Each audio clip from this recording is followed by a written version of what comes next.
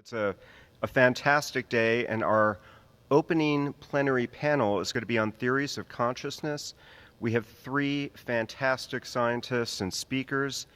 Dr. Biyu from New York University, previously from the National Institute for Neurological Disorders and Stroke. Dr. Yuri Saalmann, who's at the University of Wisconsin, formerly Princeton, and did his doctoral training in Australia. And finally, Dr. Lucia Melloni from the Max Planck Institute for Brain Research in Frankfurt, also has appointments at NYU and Columbia. Three outstanding scientists who have been fully engaged in the empirical and theoretical aspects of consciousness. And actually what I would like to do today, instead of having questions after every speaker, is to wait until we've heard from all three speakers, and hopefully we can have a dialogue and we can hear dialogue amongst the speakers as well.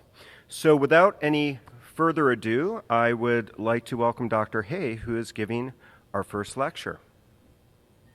Okay, all right. Can you all see my screen?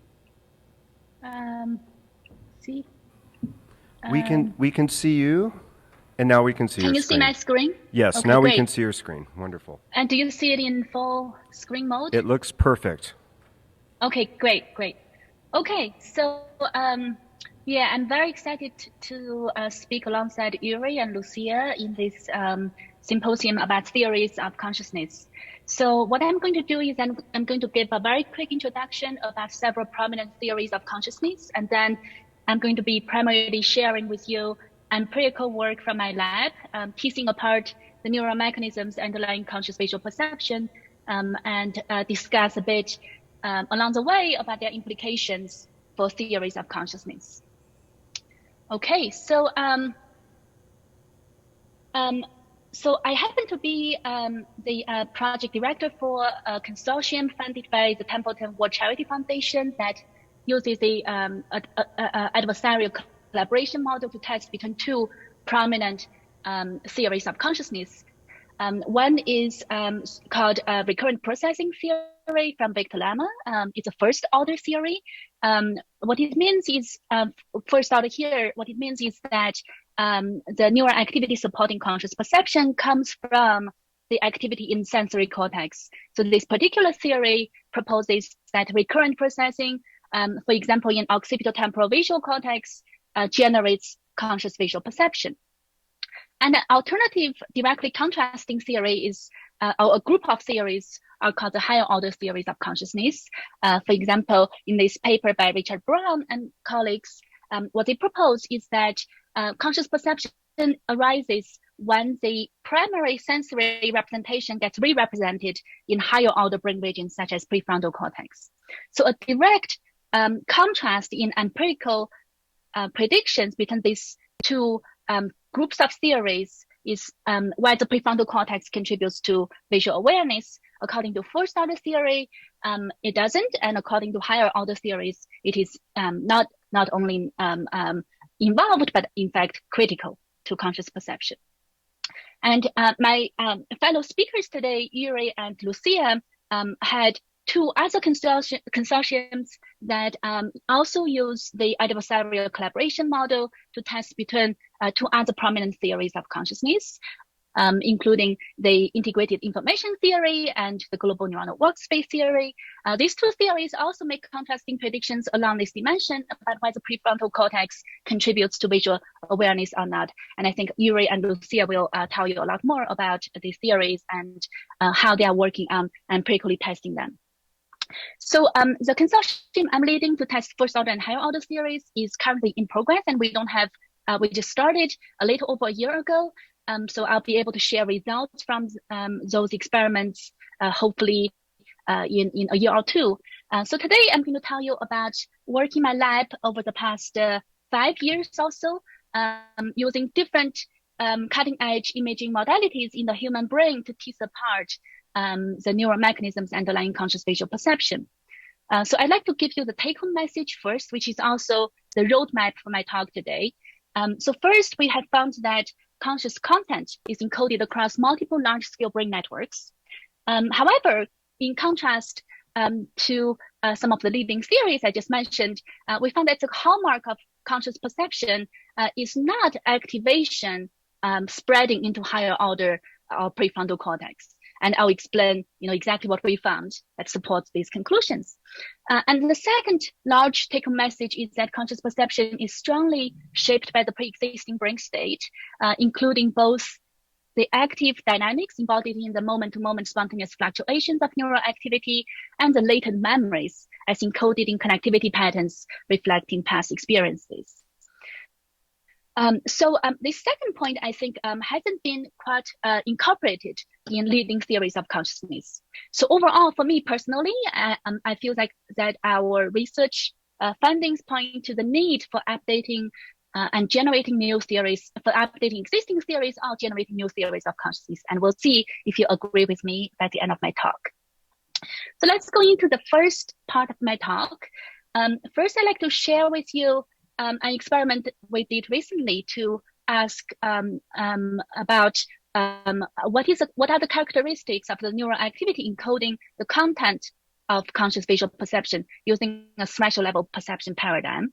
So in this paradigm, we present an object image such as this to the subject, to a participant at fixation. And the contrast of the image is titrated to the individual's perceptual threshold, meaning that the contrast is pretty weak and the image is shown briefly for 60 milliseconds, such that when the same stimulus is repeatedly presented in different trials, sometimes the participant will recognize the content of the image, and at other times they don't recognize it, and they see a meaningless noise pattern. So we asked them about their subjective recognition based on report, a button press report, and I'll discuss the implications later for the report task. So when they say, yes, I recognize the content of the image, it's a hate trial. When they say, no, I don't recognize the content of the image, it's a mistrial. So for real images like this, the percent recognized is 50%. Each dot here is an individual participant. On average, it's 50%. This is as intended because we titrated the contrast to the perceptual threshold. So we wanted also to know for individual participant, what is their baseline tendency to answer yes versus no. So in psychophysics terms, we wanted to dissociate sensitivity from criterion. To do that, we included these face scrambled noise images. These scrambled noise images, they preserve low-level image features that differ between categories. For example, objects have more sharp edges, and animals and faces are more rounded. So they preserve these sort of low-level image features, but they are devoid of any meaningful content. And because our task is about asking subjective recognition of image content, a meaningful image content, when they say yes here, it would be a false alarm trial. When they say no, it would be correct rejection. And in this task, false alarm is around 20%. And I'll talk about later what kind of neural activity underlies these false alarms, also called false perceptions, where people perceive a meaningful content out of a meaningless noise pattern. We also ask subjects to report the category of the image, and if they didn't recognize the image, make a false guess. So here, for a real image, if they answered, I recognize the content, their categorization performance is near ceiling. So they are about always correct. And when they answer, I don't recognize the image, their categorization performance drops sharply, but is still significantly above chance level, consistent with many previous studies. So for scrambled images, this pattern suggests that for the scrambled images, when they answer, yes, I recognize the content, it's not a button press mistake, but they actually experience genuine false perceptions because the category reported is aligned with the category of the original image used to generate the scrambled images. In other words, the low-level image features here that's different between categories bias the subject's false perception about what they see. So now I'm going to tell you what we found in the brain under these different conditions. So first, I'm going to tell you about neural activity for real images when they are recognized versus unrecognized, what differs in the brain when the identical sensory input is recognized consciously versus not recognized. We recorded whole brain activity with 7 Tesla fMRI in this task, and we did that in 19 subjects. So here, the first surprise came when we just plotted this stimuli evoked activity in the recognized versus not recognized trials. So we found that both recognized and unrecognized trials activate and deactivate the same set of large-scale brain networks. For example, visual and frontal-parietal networks are activated, shown in orange and yellow here, and red. And the default network is deactivated, shown in blue here. And this is the case for both recognized and unrecognized trials, suggesting that conscious recognition is not characterized by activation or spreading into higher order regions. In fact, the same large-scale networks are involved.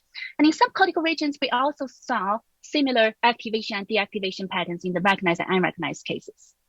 So next, what we did is that we contrasted the activation and deactivation magnitudes between the yes and no trials. So if you try to remember this pattern, I'm now going to show you the difference between them.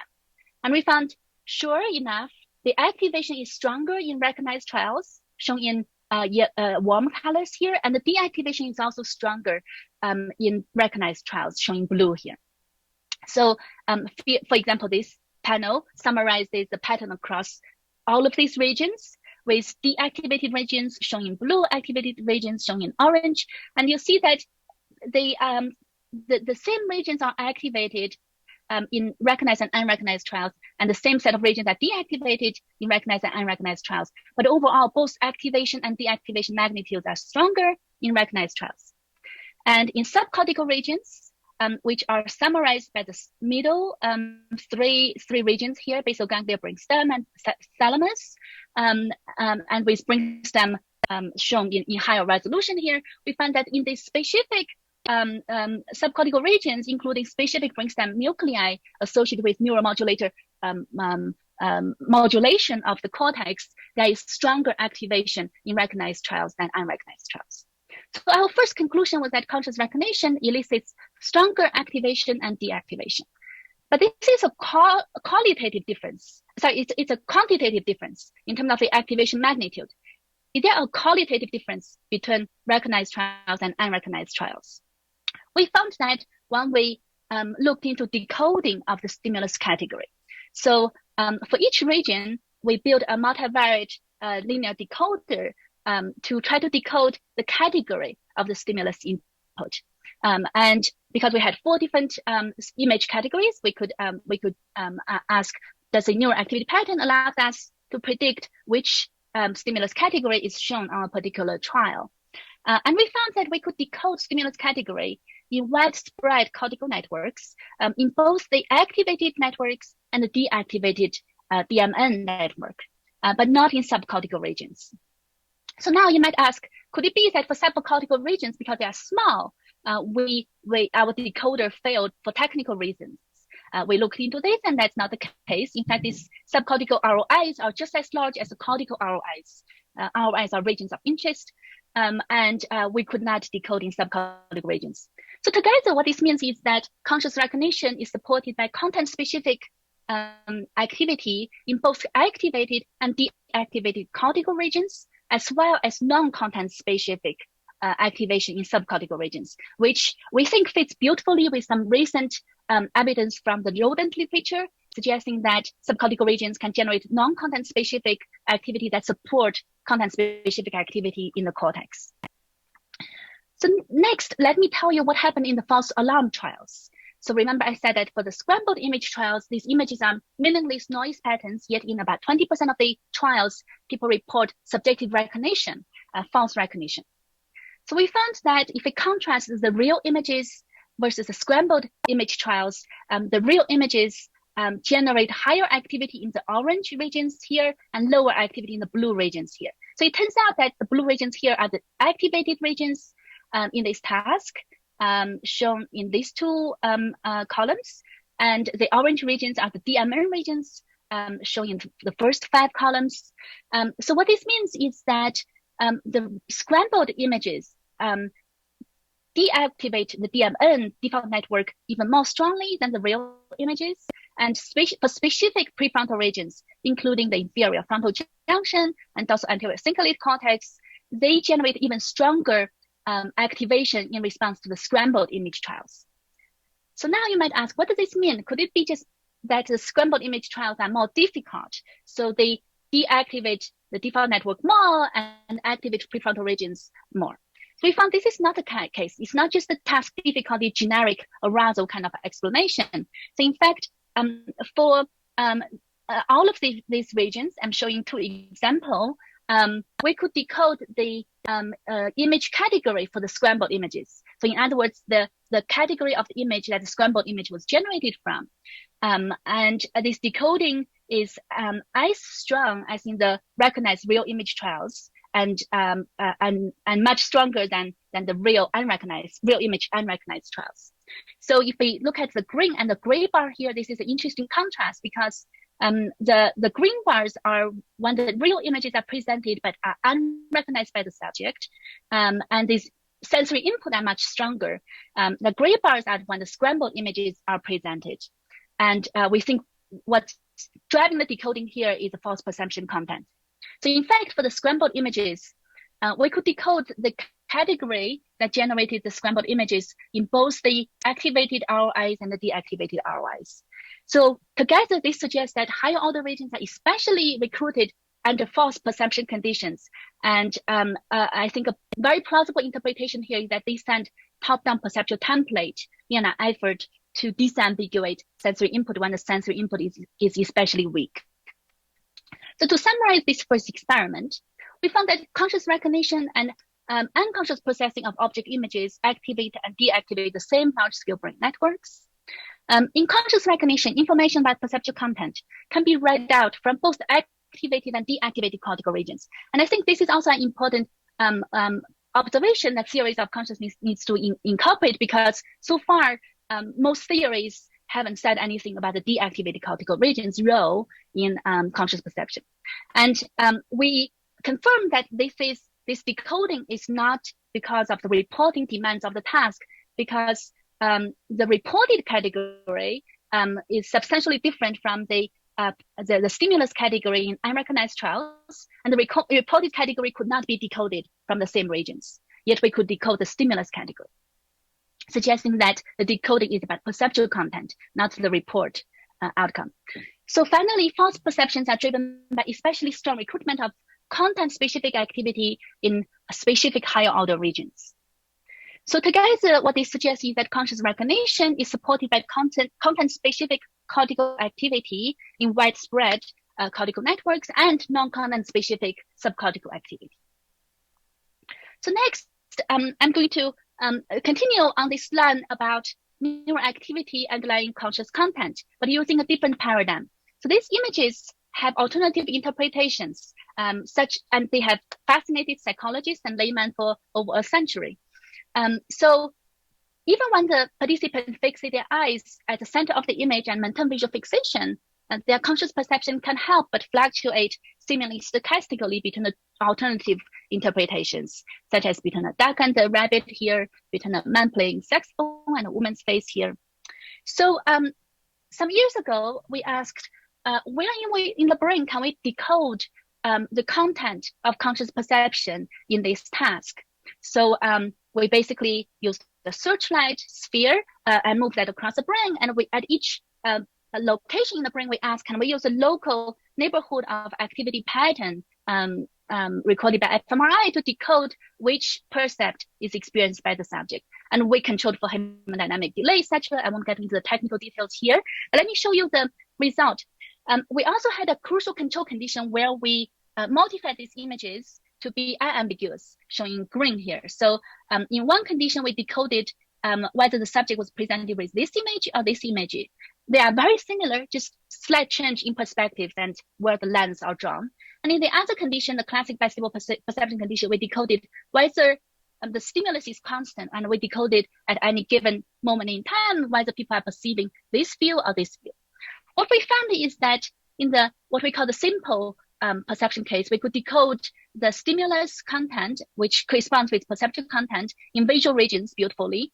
In the vestibular perception condition, we can additionally decode perceptual content in specific higher order prefrontal regions, including ventral prefrontal cortex and orbital prefrontal cortex.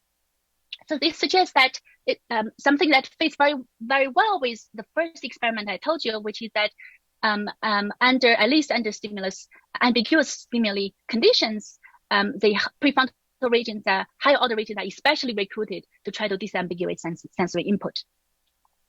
So more recently, we realized that this paradigm also allows us to ask how lifelong prior knowledge that impacts perception is encoded in the brain, because the perception here is not symmetric. So even though the physical image here is a symmetric image, people perceive this view more often than this view, as shown in this figure here. These are actual data from subjects, and you see that they perceive this view more often than this one.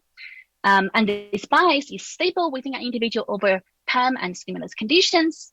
And this is because over the time of our life, we perceive a cube sitting on the floor much more often than hanging in the air. So our brains are endowed with these perceptual priors ingrained from lifelong experiences.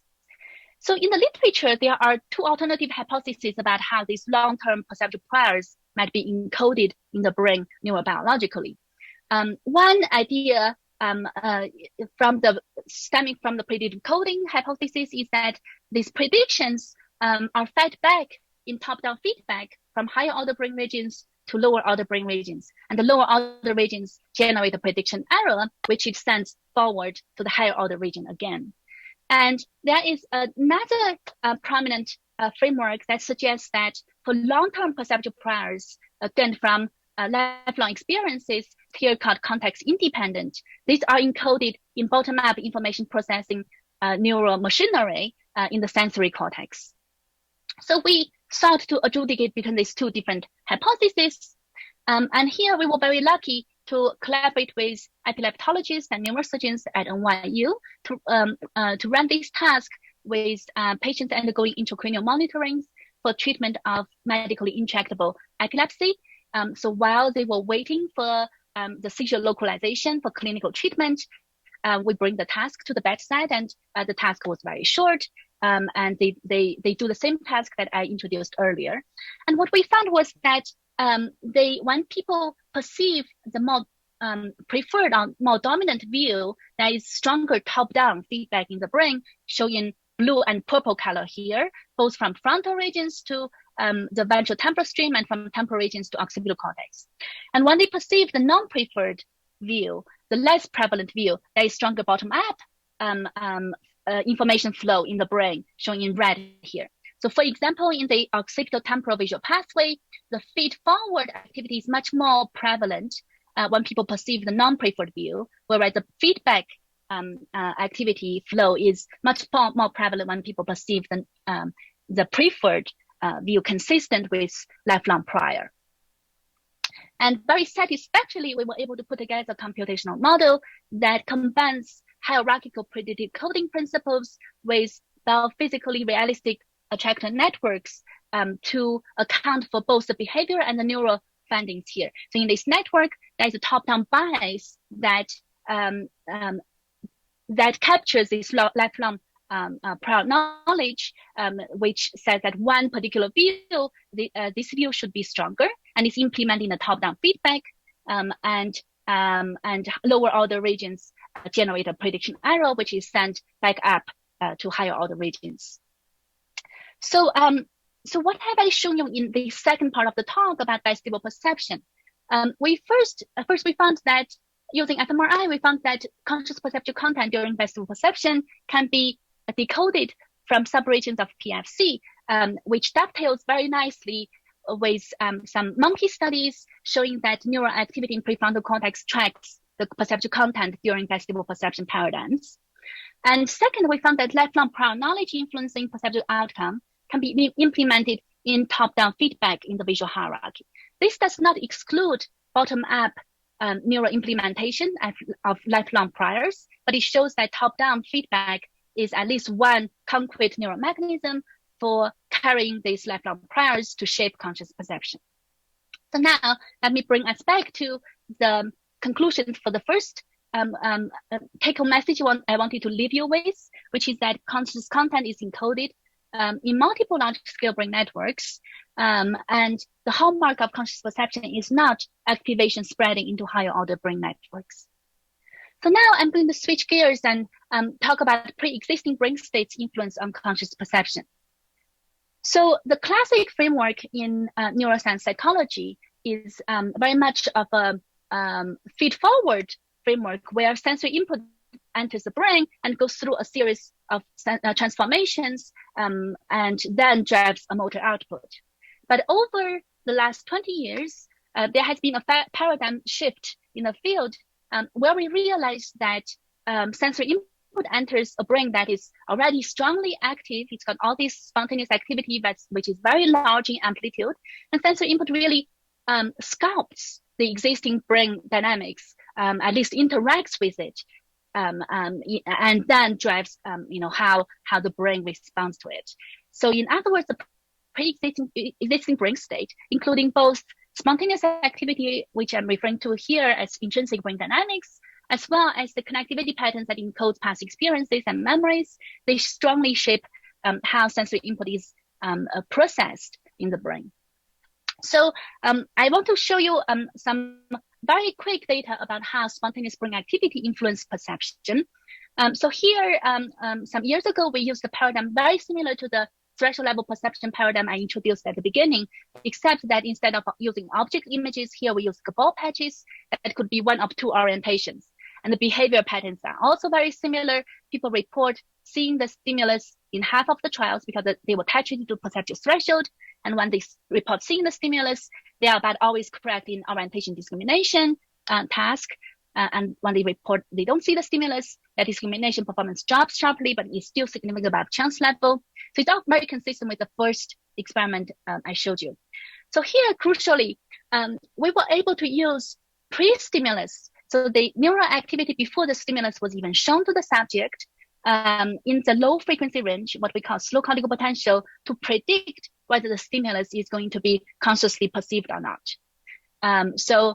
Again, we use the linear decoder. Here, the activity is recorded by MEG, and we use the whole head MEG activity. And we found that at a single trial level, we could use neural activity in this low frequency range, even in the pre-stimulus period, to predict whether people will report seeing the stimulus or not. So in other words, the pre-stimulus activity before stimulus input impacts the conscious perception outcome. And sometimes people criticize decoders as black box. It's not true. So we can in fact, ask which sensors are, where in the brain the activity contributes most to these decoders. For example, in this pre-stimulus period, both prefrontal activity and occipital-temporal activity contribute to the decoder's performance. So in other words, large-scale neural activity in the pre-stimulus period impacts whether the stimulus reaches awareness or not. We were also able to take the whole head MEG activity, which had about 300 sensors, and project it to a low-dimensional state space to plot the neural activity trajectory from pre-stimulus period to after the stimulus comes in to seconds after. So what we found, which is summarized in this figure, is that for syn trials and unsyn trials, the neural activity before stimulus input reside in different locations in the state space. And depending on the initial state of the brain, the identical sensory input could send the brain to travel on one trajectory or a different trajectory that corresponds to either seeing the stimulus or not. And another key characteristic here is that these trajectories are locally attracting. So the cross-trial variability reduces substantially after stimulus input in syn trials, suggesting that it's a so-called robust trajectory. So what we found here could be summarized in the title of this paper, which is that initial state-dependent, robust transient neural dynamics underlies conscious visual perception. And after that study, we wanted to dig deeper about how exactly spontaneous activity influence conscious perception.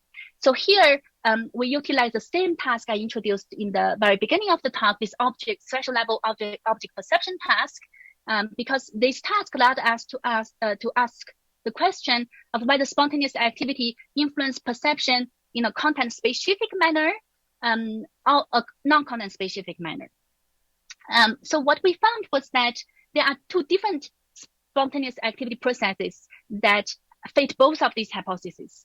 So there is a non-content specific process, spontaneous activity process, where if this activity is high, subject would be more inclined to recognize the sensory input regardless of the category of the sensory input. And when it's low, subjects would be more likely to answer they don't recognize the sensory input. And this activity is linked to arousal because it correlates with moment-to-moment pupil size fluctuations, which reflects noradrenergic subcortical input into the cortex. And there is a separate spontaneous activity process that is content-specific, where one activity pattern specifically promotes recognition of animals, for example, and another pattern promotes recognition of houses, and then yet another pattern promotes recognition of objects. And this activity, spontaneous activity, is not linked to arousal. It doesn't correlate with pupil size. And we also found that these two non-content specific and content specific had a very different mechanism on influencing conscious perception, whereas the non-content specific activity shifts perceptual criterion such that people are more likely to have hates and false alarms. So they are more likely to experience false perceptions, whereas the content specific activity enhances sensitivity. It enhances hates without changing the false alarms. So I didn't want to go into the data details here, but I wanted to give you the summary of what we found in these studies. So in this part of the talk, what we found about intrinsic brain activity's influence on conscious perception is that first, initial state of large-scale cortical activity shapes the evolution of cortical activity trajectory after stimulus input, which determines perceptual outcome.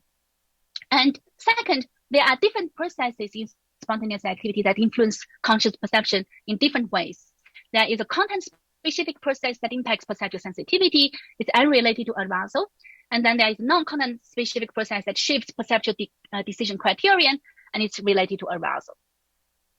So in the final 5 minutes, I'd like to share with you what we found about how memories influence conscious perception.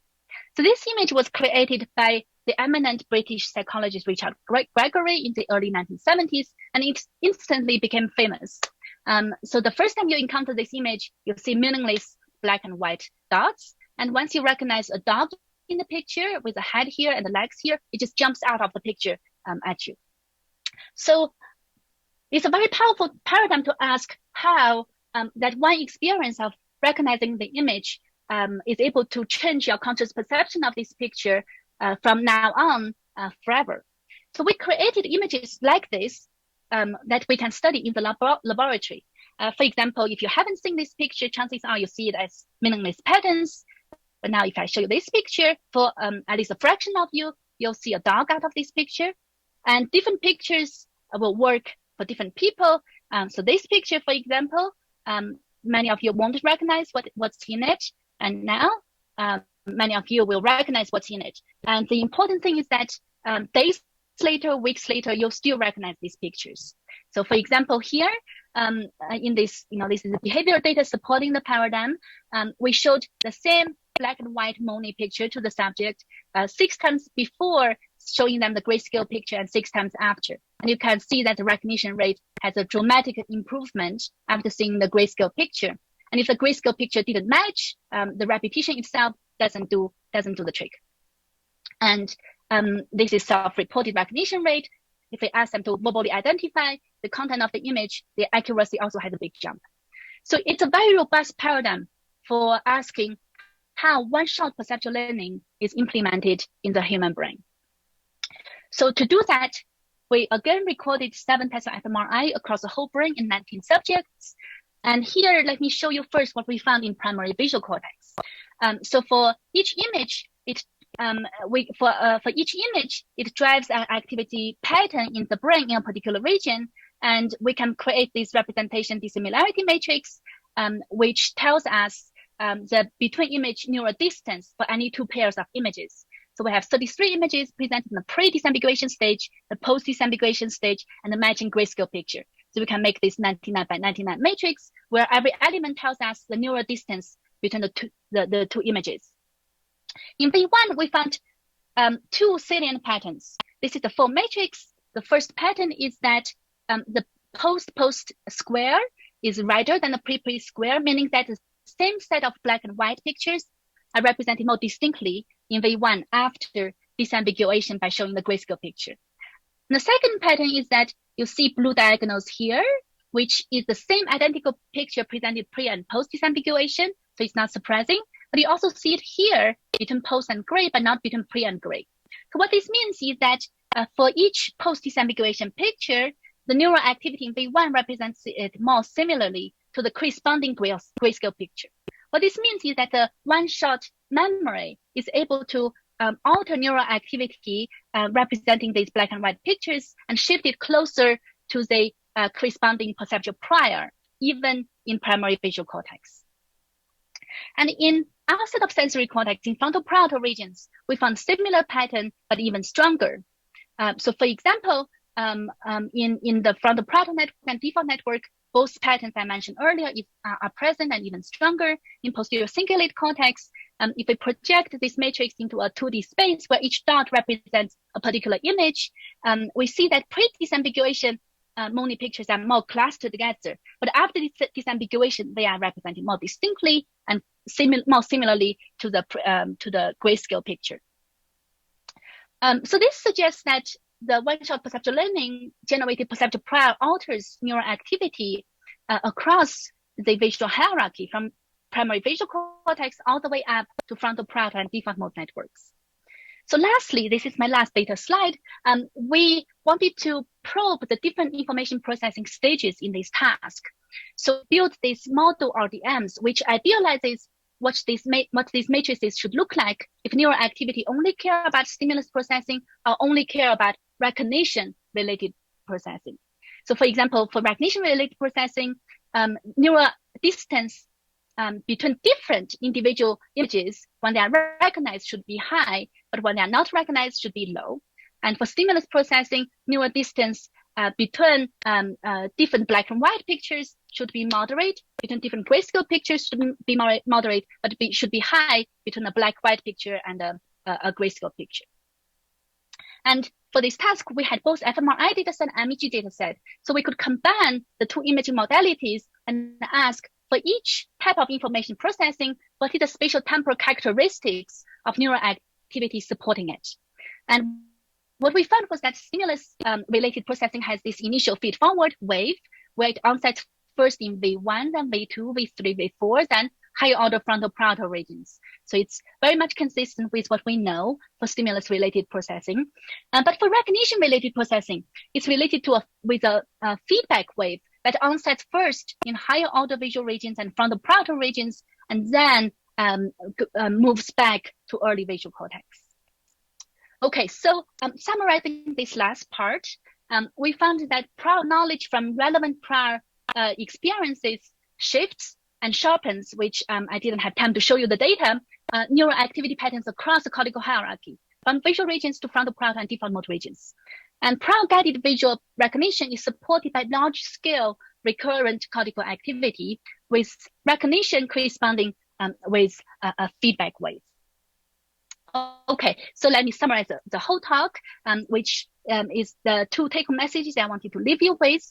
One is conscious content is encoded across multiple brain networks. And the second is that we need to take into account the pre-existing brain state to explain conscious perception in theories of consciousness. So I'd like to conclude by thanking the people who did the work.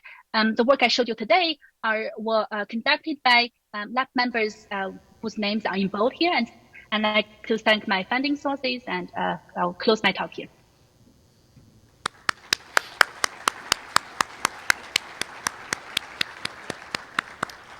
Thank you so much, Dr. Hay. For those who weren't here at the beginning, we're going to hold the questions until all the speakers have had a chance to give their lecture. And now I'd like to turn it over to Dr. Saalmann from the University of Wisconsin. Abby, could you please make me a co-host so I can share my slides, please?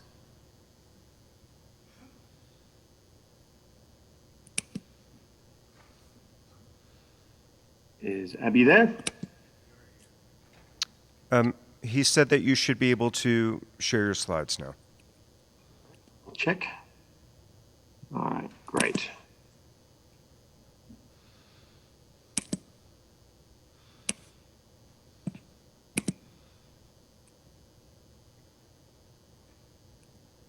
And we can see them. Awesome.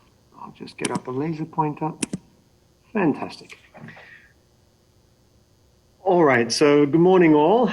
After that wonderful talk by Biyu on the neural correlates of visual perception in human subjects, we're now going to discuss animal models, which allow us to probe the neural correlates of consciousness at the level of neurons, as well as validate the correlates of consciousness with causal manipulations. And so in our lab, the animal model of choice is the macaque monkey, and you can see a lateral view of the macaque monkey brain here. And just for orientation, these bluish regions here show a part of the frontal lobe. These reddish regions here show a part of the parietal and more posterior cortex. And the major theories of consciousness actually propose different contributions of frontal and parietal cortex to consciousness. And there are a number of theories, as Biyu pointed out, that suggest frontal cortex is important, such as global neuronal workspace theory and higher order theories, whereas there are other theories that suggest that more posterior cortex, like integrated information theory and recurrent processing theory, and this includes parietal and sensory cortex, are more important for supporting consciousness. Now, all of these theories largely neglect the subcortical areas here, like the caudate nucleus in green, which is part of the stratum and basal ganglia, and the thalamus shown here in purple. And as you can see, these subcortical areas here are strongly interconnected with both frontal and parietal cortex, and these subcortical areas have neurons whose activity actually modulates with different states of consciousness and content. So what I'd like to do now is actually talk about two approaches which allowed us to actually probe the neural correlates of consciousness, including testing these different candidate corticostriatal thalamic areas here, as well as test these different theories of consciousness. And the first approach that we used was to actually record neural activity from all of these brain areas shown here left during different states of consciousness: conscious wakefulness, light non-REM sleep, and general anesthesia, which all vary according to the level of consciousness.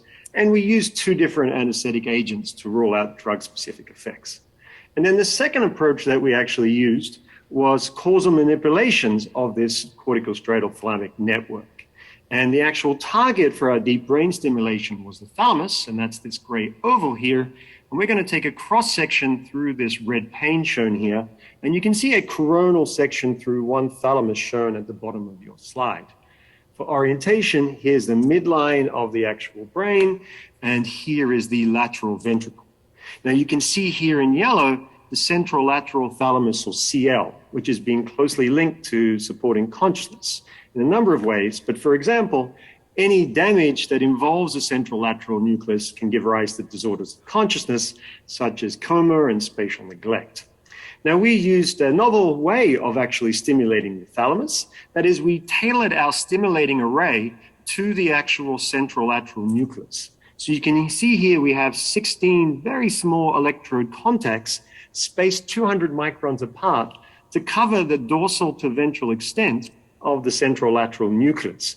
And then we apply very small currents simultaneously across these different 16 contacts to actually manipulate our network activity. So whilst we're actually stimulating the thalamus here, we actually recorded from the parietal lobe. In a monkey, we use the area lateral intraparietal area, or LIP, the frontal lobe, which is the frontal eye field here, or FEF, as well as the caudate nucleus, the subcortical area in the striatum. All right, and we use linear electrode and arrays in all these areas. And that's particularly useful in the cortex because it allows us to monitor information processing in the superficial, middle, and deep layers. All right, and each of these layers have differential connections with all the other areas in the network, as we'll see. Now, Michel Redenbach, former graduate student in our lab, was a primary driver of all these experiments. So the general paradigm that we used here was actually to anesthetize the animals. So we have a reduced state of consciousness. And then we tried to use deep brain stimulation of this central lateral thalamus to wake the animal up, right, to rouse the animal from anesthesia. And that's exactly what happened. So what you can see here is a typical anesthesia experiment where we tried to wake the animal up with deep brain stimulation. So you can see here on the x-axis, we've got time across the experiment, and these animals received a constant rate infusion of propofol, a common clinical drug used to attain anesthesia. And we got similar effects for another anesthetic agent, isoflurane. And so what you can see here on the y-axis is a number of behavioral and neural indicators. So we have here, as you'd expect in the actual anesthetized state, eyes closed, little muscle activity in the EMG, and we have these large amplitude slow waves in the EEG and our intracranial recording sites in the superficial, middle, and deep layers of both the frontal lobe as well as the parietal lobe. And, it's usually proposed that these large amplitude slow waves are actually, perturbing information processing in the anesthetized state. So let's see what happens now when we stimulate the thalamus, right? And that's the shaded pink region here. And you can see that within a couple of seconds of stimulating that central lateral thalamus, the animal woke up, despite the fact that the animal was receiving constant anesthesia delivery. So you can see that the eyes opened, there was increased muscle activity, and there was a reduction in these slow waves, both in the EEG and in our intracranial recording sites. And at the same time, the animal would make purposeful movements to objects in the environment, as well as there was vital sign changes occurring. All right. So when we actually turned off this thalamic stimulation, the animal returned to a reduced conscious state within seconds. You can see the eyes are closed again, little muscle activity, and then there was resumption of these large amplitude slow waves in our recording sites. And this was reproducible time and time again. So to actually quantify these behavioral effects, we developed an arousal score, which ranged from 0 to 10, 10 being the highest, which was a sum of 5 different indicators, including various bodily movements and vital signs. And you can see the population summary at top right of this particular slide here. So we have the arousal score on the y-axis, and you can see that each one of these circular markers represents a stimulation event. So prior to any thalamic stimulation, when the animal was, still in a reduced conscious state, not surprisingly, we have the arousal score typically around 0 or 1. However, when we actually stimulated the central lateral thalamus, as you see here in red, we had a significant increase in the arousal score. Now, you'll notice that there are a number of different stimulations that had a large effect on the level of consciousness, which woke the animal up from anesthesia. But you'll also notice that there are a number of events where there was very little or no change in the actual level of consciousness with stimulation. And to better understand this, as well as to provide greater insights into the neural correlates of consciousness, we have to delve deeper into the anatomy of the thalamus. And so what you can see here on the left of the slide is actually a structural MRI, and it's showing a coronal section through one hemisphere of the macaque brain. And here within this red rectangle, we have the thalamus. And so we're going to zoom in on the thalamus, as you can see in the middle of the slide. All right, so here's a midline, here's a lateral ventricle, and this vertical black shadow here is our electrode in situ. So our electrode is located between medial dorsal thalamus and the lateral posterior nucleus, right in the middle of the central lateral nucleus, which is between those two structures. Okay, so what I'd like to do is overlay the particular stimulation sites on our structural MRI, and you can see that at the right portion of our slide, right? So here, just as a refresher, we actually simultaneously stimulated through 16 electrode contacts.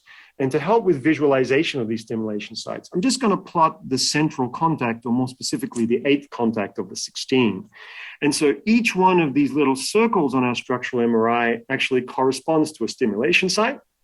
So for example, if we take this particular point here, this is the central contact for this particular stimulation. And so we simultaneously stimulated through 8 contacts above and 7 contacts below to span the entire central lateral nucleus.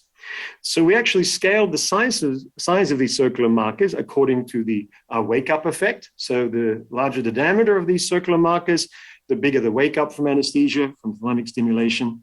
And to also help with visualization of these effects, we color-coded the actual stimulation site so that white dots here represent effective stimulations when the animal woke up, and black dots were ineffective stimulations where the animal did not.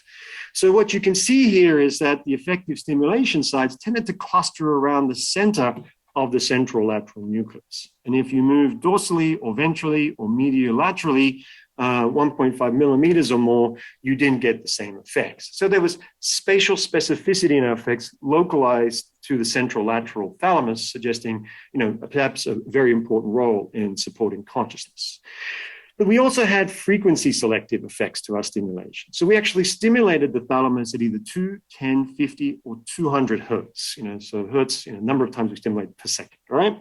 So we have across the x-axis here a stimulation trial. And you can see on the y-axis, we have the level of stimulation-induced arousal. So positive values here show increases in the level of a consciousness actually induced by thalamic stimulation. So what you'll see is that in propofol experiments, that we could actually wake the animal up from anesthesia with 50 hertz stimulation, as shown by this large red bar here. The effects of increased level of consciousness were reproducible. If you switch to a different frequency of stimulation, like 2 hertz, you didn't get the same wake-up effects. Switch back to 50 hertz, you did. If you try another frequency like 10 hertz, you do not. You could even come back in the same animal 6 months later using a different anesthetic and at the same depth in the thalamus, and you can see that 50 hertz would increase the level of conscious of the animal, but 10 and 200 hertz did not, all right? So to better understand why we have this frequency selective effect, why 50 hertz seems to be important here, we have to delve deeper into the activity of our central-lateral thalamic neurons, and we can see a representation of this on the left of the slide. So on the y-axis here, we have the activity level of our population of central-lateral thalamic neurons, now in 3 different states of consciousness: general anesthesia in blue, light sleep in teal, and wakefulness in orange. And as you can see, we have the highest rate of activity in our thalamic neurons in the wake state, less in sleep and less in general anesthesia. However, what was really interesting is that a subset of neurons in this wake state in the thalamus actually fired at 50 times a second, at 50 hertz. And you can see an example of this here on the right. So our working hypothesis is that the reason why thalamic stimulation at 50 hertz woke the animal up from anesthesia is that it's mimicking the actual firing rate of thalamic neurons in the thalamus during the wake state. So we were able to override the anesthesia by mimicking wake-like dynamics in the thalamus. Okay, so now that we've got a better handle on how this causal manipulation controls consciousness, we can now go back to our original questions about, what are the neural correlates of consciousness, which will shed light on, theories of consciousness. So what we're going to see here now are our recordings from various parts of the corticostriatal thalamic network. And we recorded local field potentials from the frontal lobe, superficial, middle, and deep layers, the parietal lobe, here in the reddish colors, superficial, middle, and deep layers, the caudate nucleus in the stratum in green, and the central-lateral thalamus in purple, right? So we have 8 different parts of our system color-coded. And then we actually calculate a number of different neural measures. So we calculate the power of the local field potentials, as well as 3 different information theoretic measures, right? First, entropy reflects the number of different states our system could be in. The second is mutual information, which reflects the dependencies between the system parts here. And the actual, third particular information theoretic measure is integrated information, also known as phi. So I'm going to give you a brief introduction into integrated information to provide you with an intuition about this measure. And then I'm going to give you a quick overview of how we calculate it. So what you can see here on the bottom left of the slide is a number of different circles which represent different nodes of a network, let's say in our brain network here. And the arrows show you the direction of influences between these different parts of the network nodes, right? And so what you can see is that these different nodes within this red circle all have causes and effects on each other, very dissimilar to some of these nodes outside the red circle, which are excluded. And so when you have a system that has these integrated causes and effects, they're able to generate what's known as integrated information, right? And the idea here is that integrated information is the information generated by the full system above and beyond that of the information represented in any of the individual parts, all right? So an example of a particular network in the brain that has the right integrated sort of structure to support the generation of integrated information could be one shown here. That's a network involving the parietal cortex, the caudate nucleus, the stratum, and the thalamus. Okay, now to actually calculate integrated information, it's quite challenging as you increase the number of nodes in your network or increase the number of brain areas. So we used a surrogate measure of integrated information known as phi star. So the first step in calculating phi star is calculating the mutual information of our entire system. And then the next step is actually calculating the mutual information of the partition system. And to do this, we first have to find what's known as the minimum information partition, shown as a dashed red line here, right? And this is the cut in the system which leads to the least amount of information loss. And the idea here is this is going to shed light on which structures are most integrated, right? And then finally, to calculate integrated information, we actually need to take the mutual information of the entire system and then subtract the mutual information of the partition system. Okay. And here we've got featured Mohsen Afrasiabi, who's a postdoc in our lab, who is the principal driving force behind these experiments. So what we're going to do first is see how our different neural measures vary with the different states of consciousness that we've already seen. All right. So we're going to focus first on the left on delta power, because it's been useful for sleep staging and monitoring the level of anesthesia. So what you can see here on the x-axis is our 8 different system parts: the thalamus, the caudate nucleus, deep, middle, and superficial layers of the parietal cortex, as well as the frontal lobe. And perhaps not surprisingly, we see the greatest delta power during general anesthesia in blue and the least delta power in wakefulness, shown in orange. On the right, you can see integrated information, in particular a surrogate measure phi star on the y-axis. And you'll notice that we have the greatest integrated information in the wake state, shown in orange, less in light sleep in teal, and least in general anesthesia in blue. Okay. And we can also look at how our neural measures actually varied with the different stimulation-induced changes in consciousness. So down below, you can see on each of these plots, we're going to have on the x-axis the level of consciousness as indexed by our arousal score that I showed you earlier. And on the y-axis, we're going to have change in power of our local field potentials that we recorded from each of our areas. And we're going to basically focus here on delta power, these low-frequency oscillations, because they were most informative for determining different levels of consciousness amongst the different LFP power measures. So what we can see here is that first, for the caudate nucleus in the striatum, each of these circular markers represents a different stimulation event. And so you can see a little to no correlation between delta power and the arousal score in the caudate nucleus. Similarly, in both the parietal and frontal cortex, we have little to no correlation between the delta power or any other frequency range in the LFPs and the arousal score. However, in contrast to the LFP power measures, we have the integrated information data now on bottom right. And so what you can see here is actually a significant correlation between the integrated information on trial by trial and the level of consciousness as shown on the x-axis. So it seems as though this surrogate measure of integrated information, phi star, is actually a very useful index of the level of consciousness. So what we're going to do now is use machine learning in a way similar to Biyu's approach to actually try to classify our different states of consciousness, right? And we use support vector machines here. Now you can see we have 4 different classifiers. We have an LFP power classifier, an integrated information or phi star classifier, a mutual information classifier I, and an entropy classifier H. And you can see on the y-axis, we have the classification accuracy. 33% is chance performance because we only have 3 conditions. All right.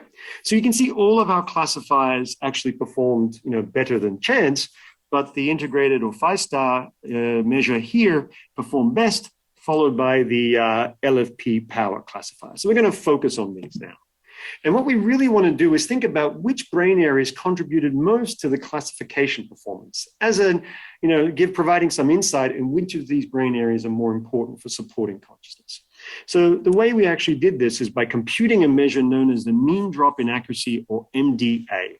And the basic idea here is that we're going to reproduce or repeat all our machine learning analyses, classification analyses, but leaving out each brain area in turn.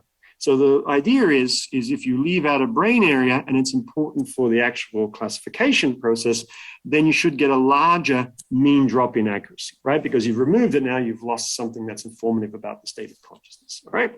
So what you can see here is that the thalamus and the caudate nucleus, as well as the parietal cortex, in particular the deep layers, were contributing most to the classification of these different conscious states.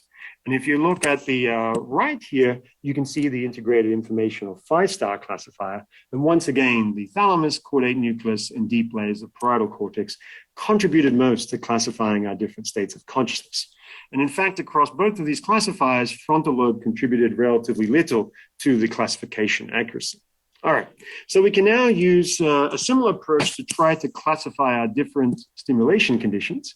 So we're going to try to decode effective stimulations which woke the animal up from anesthesia from ineffective stimulations which did not. All right, so you can see our random performance here. Our chance performance is at 50% because we only have two conditions now.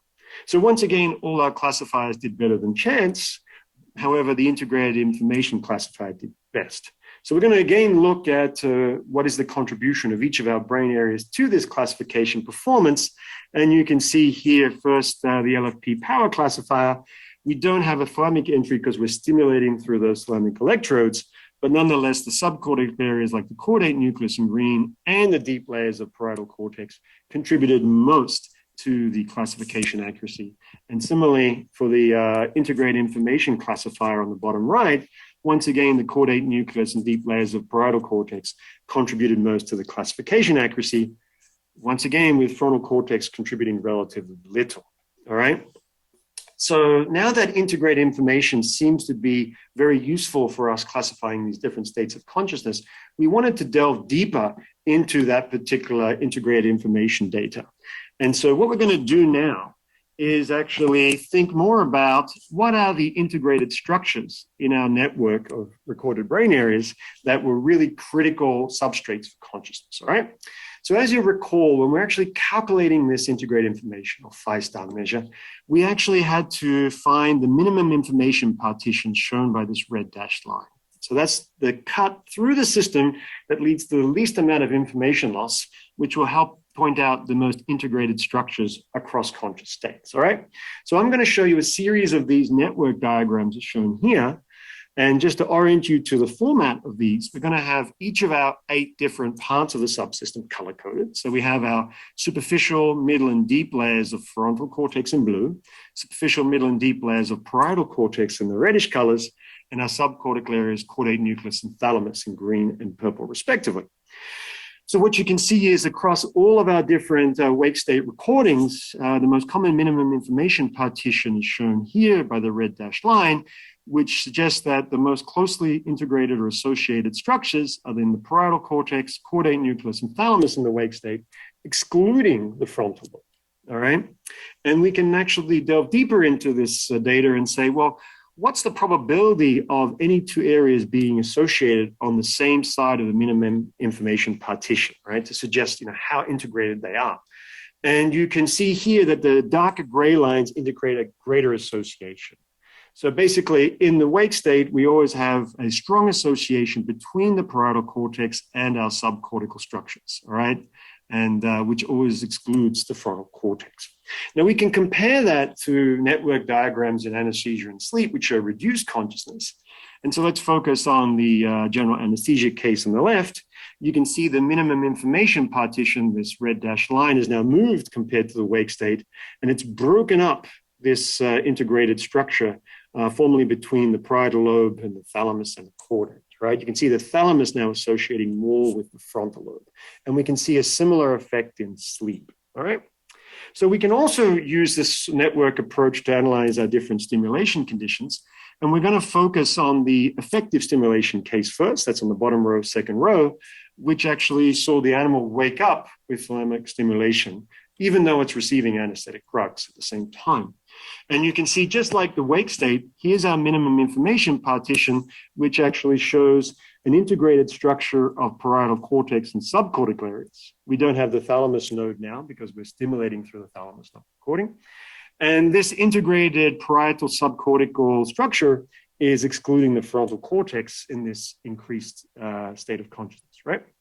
And you can compare it to our other stimulation conditions, which were ineffective or prior to the actual stimulation. And we're going to look at this pre-stim case here on the left, just as a contrast. And you can see now when the animal has not woken up from stimulation, for example, the minimum information partition shown by this red line has moved compared to this effective stimulation. It's now broken up the formerly integrated structure of the parietal cortex and subcortical areas. And the subcortical areas, once again, like the reduced conscious states like anesthesia and sleep, see the subcortical areas associating more with frontal cortex, all right? So the take-home message here, it seems what's critical for supporting the level of consciousness is an integrated structure constituted by the parietal cortex, the caudate nucleus, and thalamus, and excluding the frontal lobe. All right. So now we can actually evaluate some of our theories of consciousness in light of the data that I just presented, all right? So the data that I've presented with different sort of approaches suggests that the frontal cortex contributed least to classifying our different states of consciousness, as well as contributed least to classifying our different stimulation-induced changes in consciousness. And so this, puts some constraints on theories of consciousness like global neuronal workspace theory and higher order theories, which really suggest an important role for frontal cortex. And instead, our data provides conditional support for theories like integrated information theory, which suggests that more posterior parts of the brain, like parietal lobe and sensory cortex, are more important. However, there needs to be some revisions to the key structures here, because sensory cortex and parietal cortex were not only important, the thalamus and striatum was important too. Okay. So what I've shown you until this point is actually stimulations events where we actually increase the level of consciousness. I want to now talk a little bit more about the fact that we had bidirectional control over consciousness, right? So the idea here was to reproduce these experiments, but actually try to reduce the level of consciousness with different frequencies of stimulation in the central lateral thalamus. All right, so the idea here is we're going to use frequencies of stimulation that might have effects more similar to the actual reduced conscious states like general anesthesia and sleep. So for example, we find that a subset of neurons in the actual central lateral thalamus in anesthesia and sleep fire at around 10 hertz. So we basically stimulated the central lateral thalamic nucleus in the wake state at 10 hertz to override those wake-like dynamics to try to reduce consciousness, right? Similarly, we actually stimulated 200 hertz, which is an abnormally high frequency for activity in the central lateral thalamus. And the general sort of proposal here is that there's an initial perhaps burst of activity and then a more longer term suppression of central lateral thalamic activity. So again, reducing the thalamic activity as you might find in reduced conscious states. And when we did this, we actually found a particular phenomenon very similar to absence-like events, right? We call it vacant perturbed consciousness, or VPC for short. So what you can see here on the x-axis is time across one of these stimulation experiments. We have various behavioral and neural indicators on the y-axis here. And you can see typical for resting wakefulness, the eye position is moving about the place as the animal explores the environment. And we had a video on the body, including the face. And so we could look at luminance changes in various parts of the face as shown here, which correspond to different movements. So you can see nose and mouth movements in the awake state as you'd expect, okay? And then we would start stimulating the central lateral thalamus, but now at a very low frequency, 10 hertz. And after several seconds, the animal experienced one of these vacant perturbed consciousness events. So what you can see is the animals are moving around prior to this event, and then suddenly the eye movement stopped, and the animal just vacantly stared into the distance.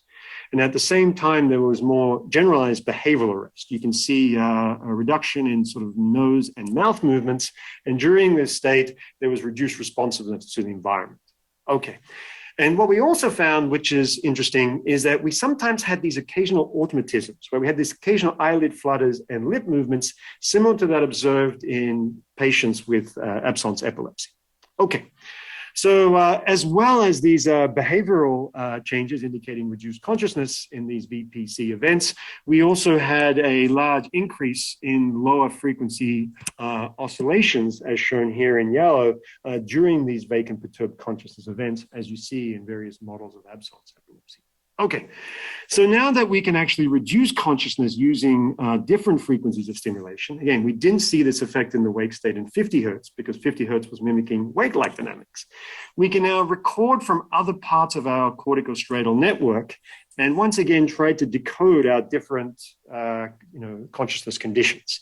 So we're going to try to classify our vacant perturbed consciousness that we'd induce with thalamic stimulation versus more natural stare control. So this is just natural staring that the animal might do whilst it's looking at something in its environment. All right, so this tends to match various behaviors, and the main difference being now the conscious experience. Okay, so what you can see here below on the x-axis is time relative to the events, and on the y-axis we've got the classification accuracy. 50% is chance performance of the classifier because we've only got these two conditions. So what you can see here is when we approach these events, you can get an increase in classification accuracy, which is maximal during these events as shown here. All right. So now what we want to do is think about which parts of our cortical striatal system are contributing most to the classification performance. So once again, we're going to use our mean drop in accuracy or MDA measure to actually see which areas are contributing most, okay? So what you can see here on the x-axis is time relative to our events here. 0 is, relatively the start of the behavioral manifestations of our events, such as vacant consciousness. And on the y-axis, we've got the different brain areas that we recorded from: superficial and deep layers of frontal lobe, superficial and deep layers of parietal cortex, as well as our subcortical area caudate nucleus. We don't have the thalamic node because we're stimulating through it, not recording. And then these thinner rows that you can see here represent the different bands of the local field potential frequencies that we actually used as input to our classifier. You can see the delta, beta, alpha, theta, and the lowest frequency delta here. And so wherever you see yellow in this figure, this means that this brain area is contributing more to the decoding of these different conscious states. And once again, as we saw for our other studies, when we increase consciousness, or when we were just trying to classify different states of consciousness, sleep, anesthesia, and wakefulness, it's the parietal cortex, as you can see here, and the subcortical areas like the caudate nucleus, which are contributing most. All right. So now I just wanted to look at integrated information in the context of these vacant perturbed consciousness events, because we saw before that these were useful indices of consciousness.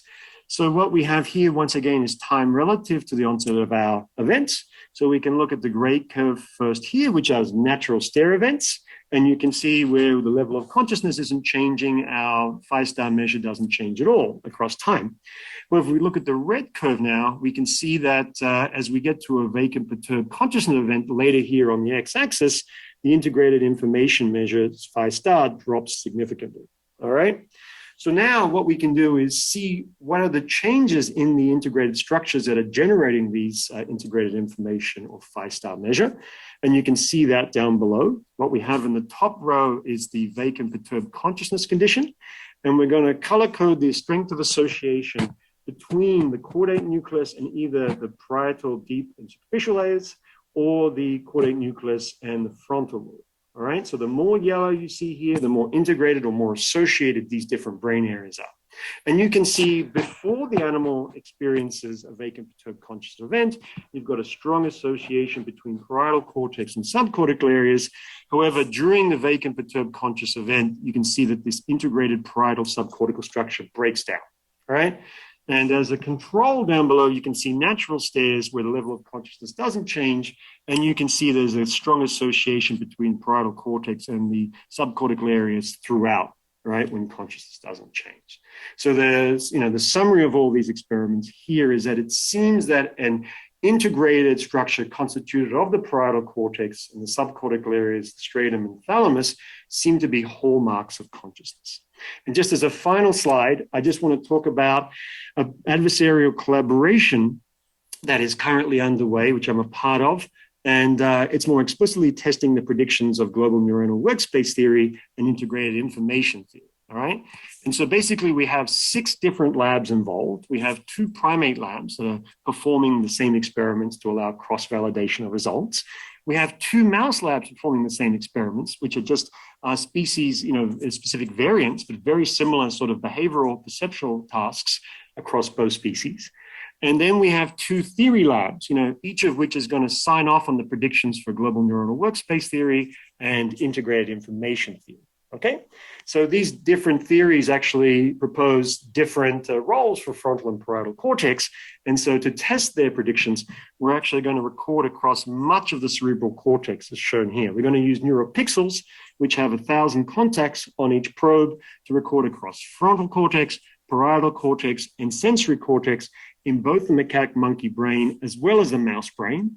And then we're going to causally manipulate the frontal cortex using electrical stimulation in the macaque monkey and optogenetics in the actual mouse. All right, so stay tuned, and when this project is finished, we'll make the whole data set publicly available. All right, so I'd like to give a shout out to my colleagues who are part of the adversarial collaboration that's funded by the Templeton World Charity Foundation as part of their Accelerating Research into Consciousness initiative. That's Maria Geffen at UPenn, Sean Olson at the Allen, Fenice Panagiotoropoulos at INSERM, Leonardo Cash at the Sorbonne, and Giulio Tononi at UW-Madison. And then a quick shout out to the wonderful people in my lab who did all those deep brain stimulation experiments, monitoring consciousness, Michelle Redenbaugh, Bosen Afrasiabi, and another colleague, Ayal Raz. All right, thank you very much for your time.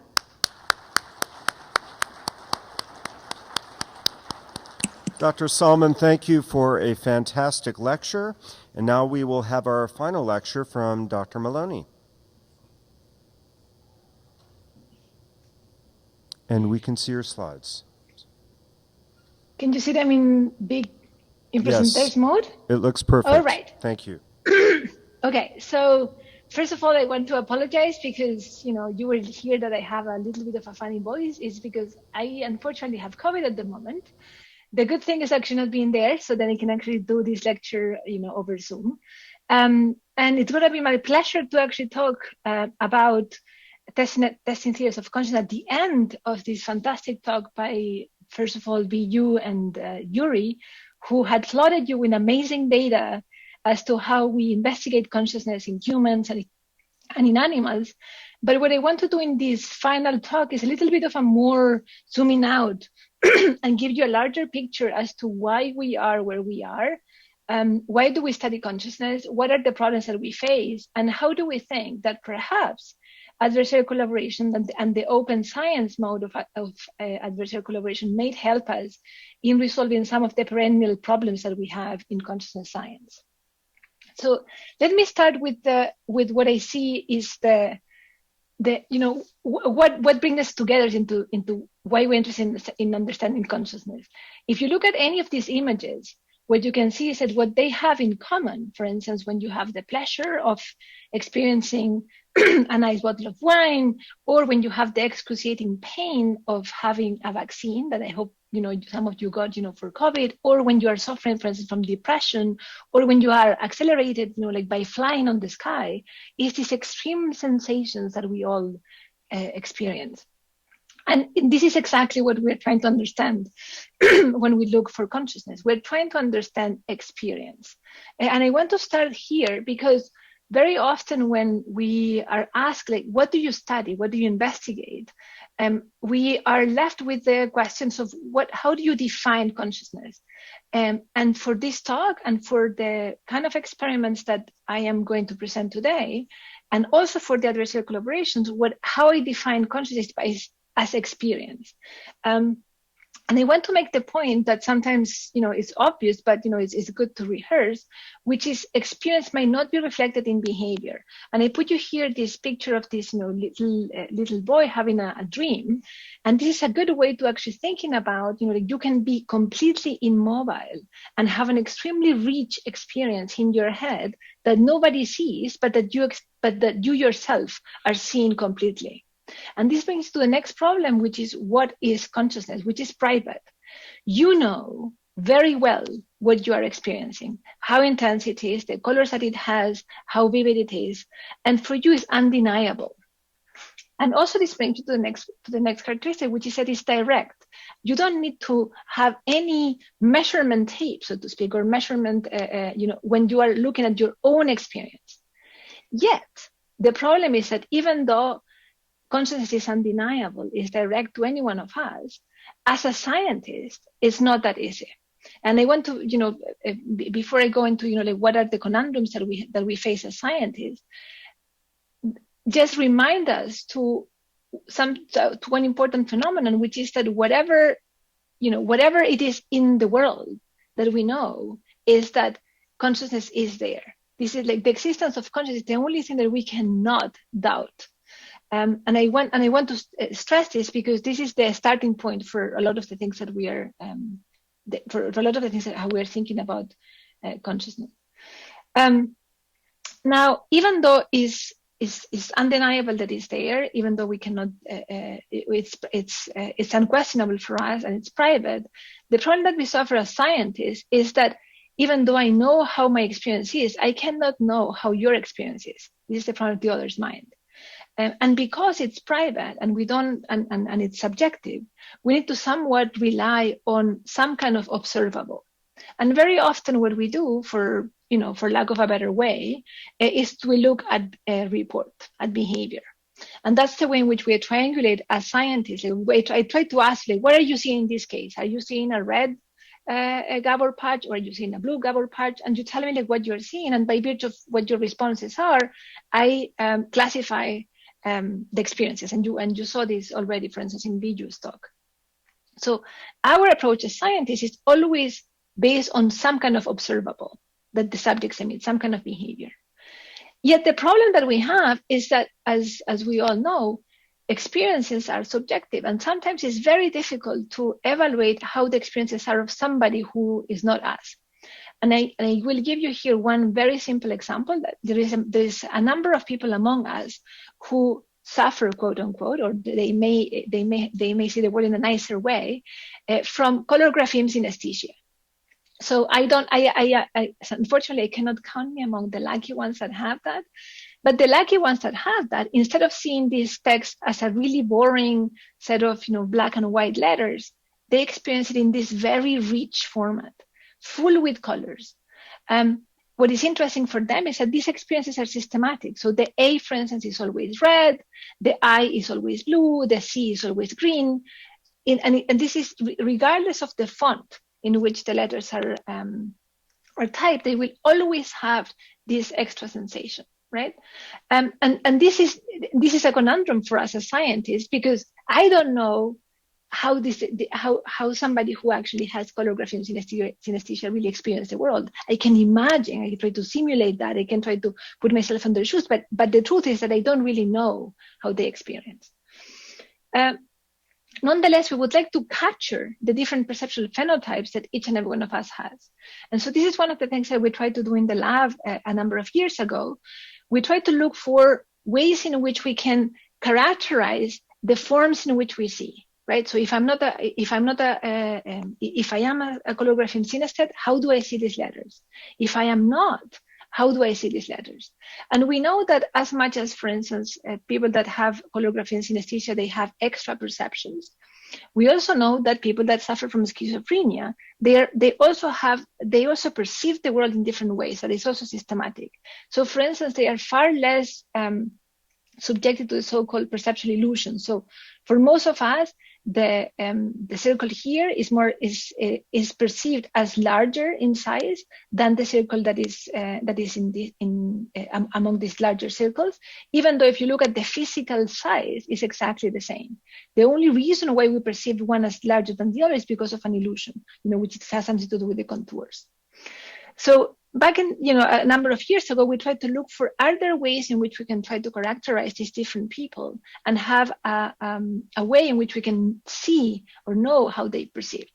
And our simple way of doing that was similar to what Biyu was showing you before, was to present a letter in middle of the noise.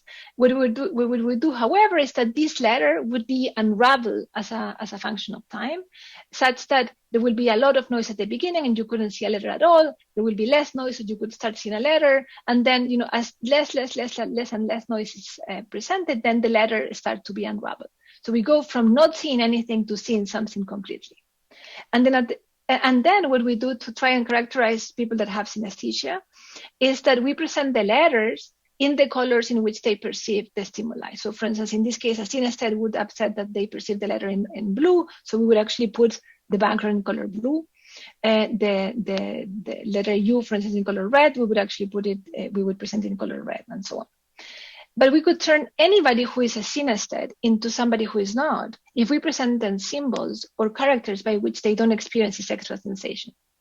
So as much as we presented letters that would elicit this extra sensation, we also present colorography synesthetes with symbols that would not elicit this this experience. And we did not only measure, we did not only pass this experiment in subjects that had color regression synesthesia, but also in patients that have schizophrenia and in normal controls. And we wanted to see like how much does a synesthete see, how much does a normal person see, and how much does a schizophrenic see. And so what you can see here is, this is the level of noise. So level number 1 is when the letters are almost invisible. And level number 4 is where the letters are really, really, you can see them right away. And this is the perception of seeing responses that each of the different groups would report.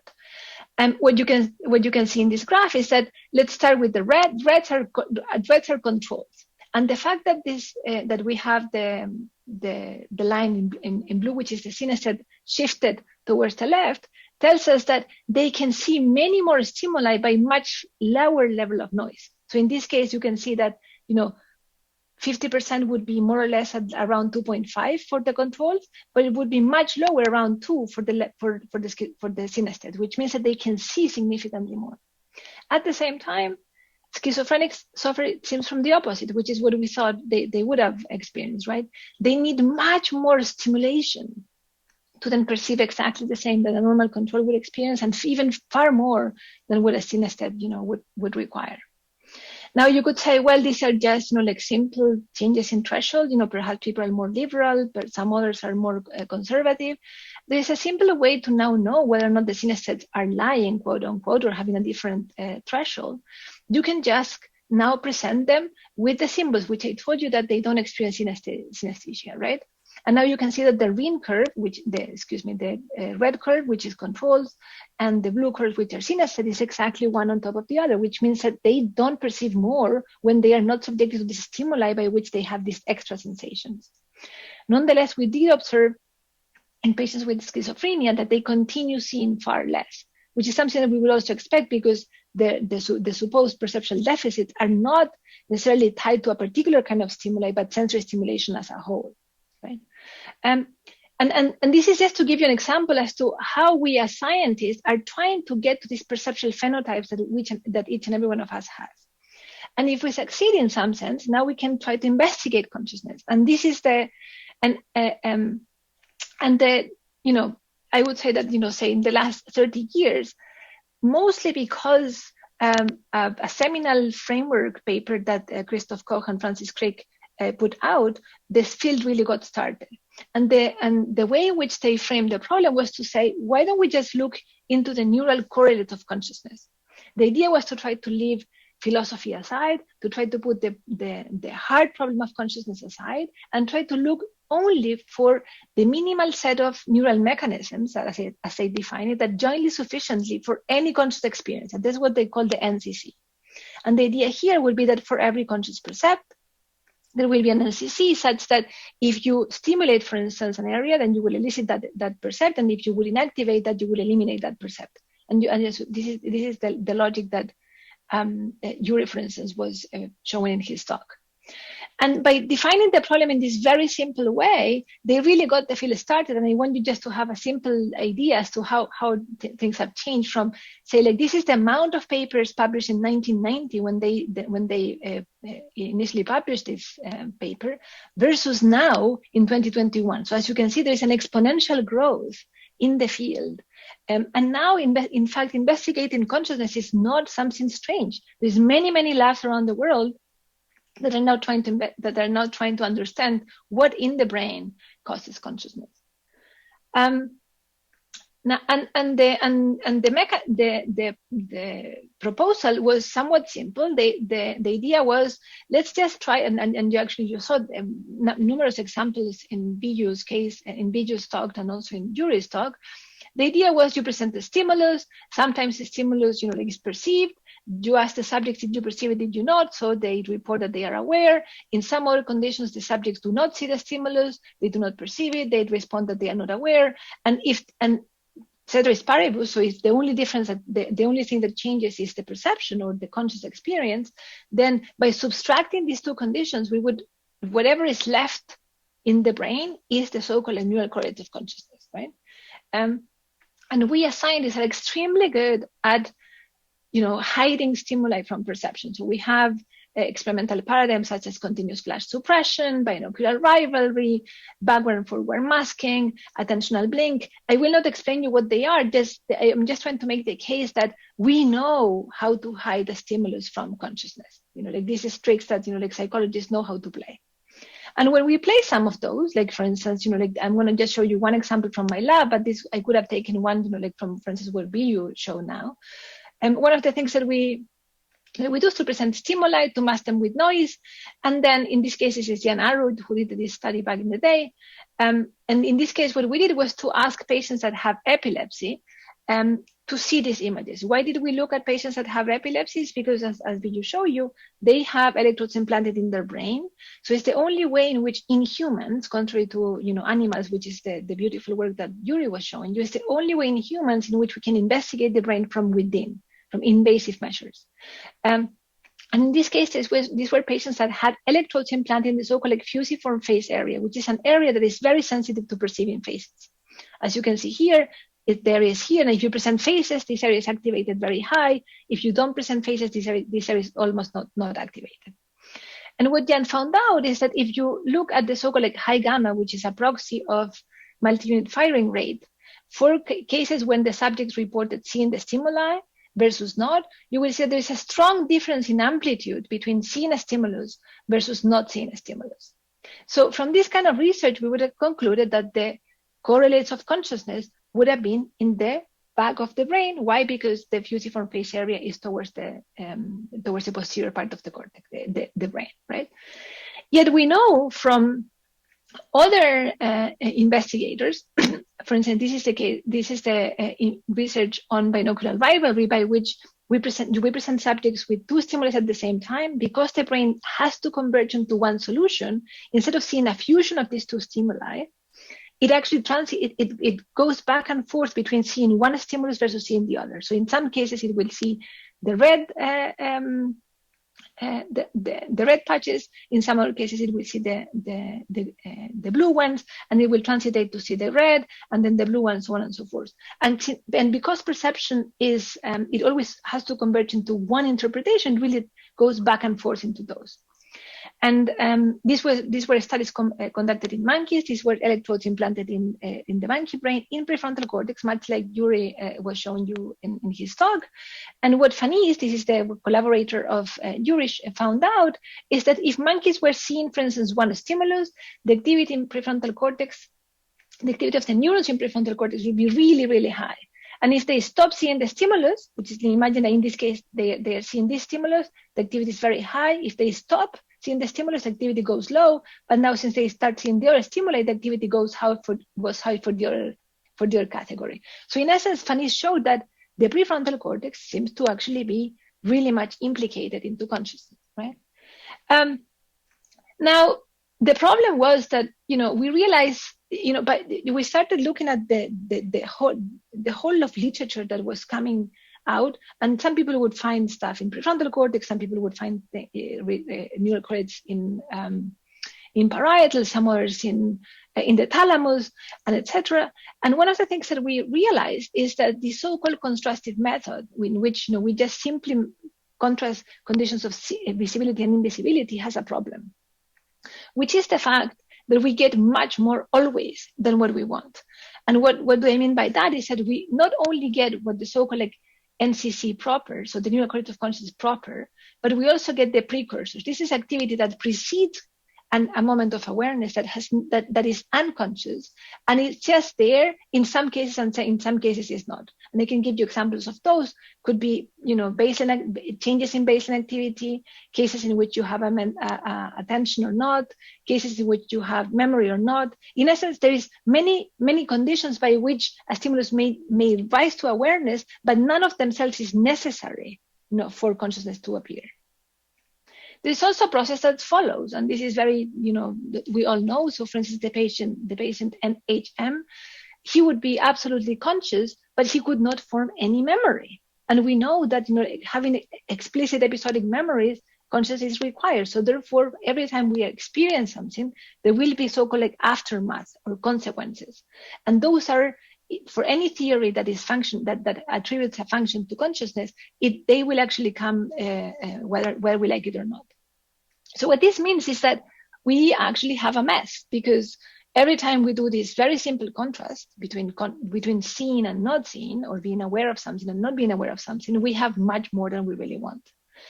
And another problem that, as you all know, perhaps, is the fact that we report, right?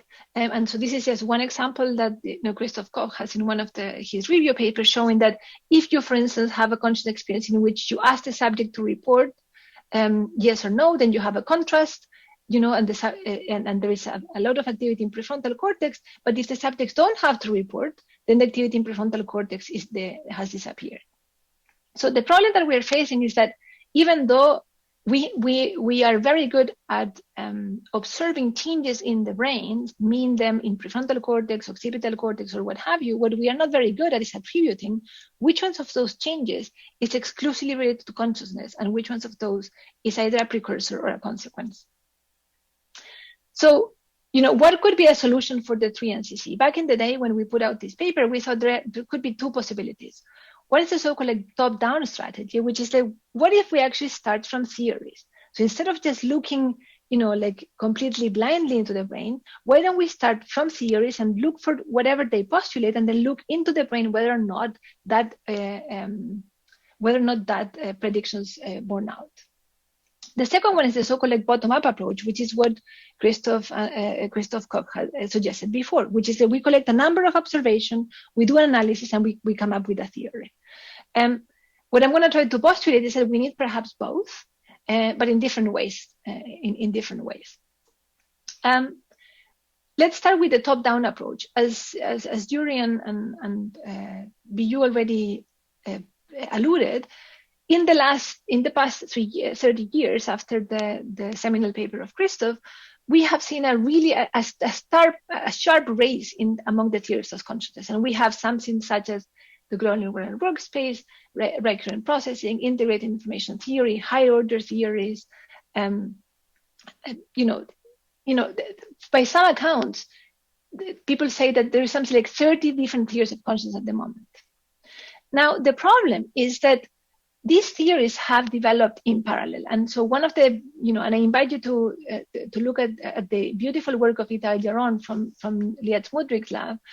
What Itai did recently was to review the literature on that papers that would actually interpret the results either based on the theories of Global workspace, integrated information theory, recurrent processing, or higher order thought.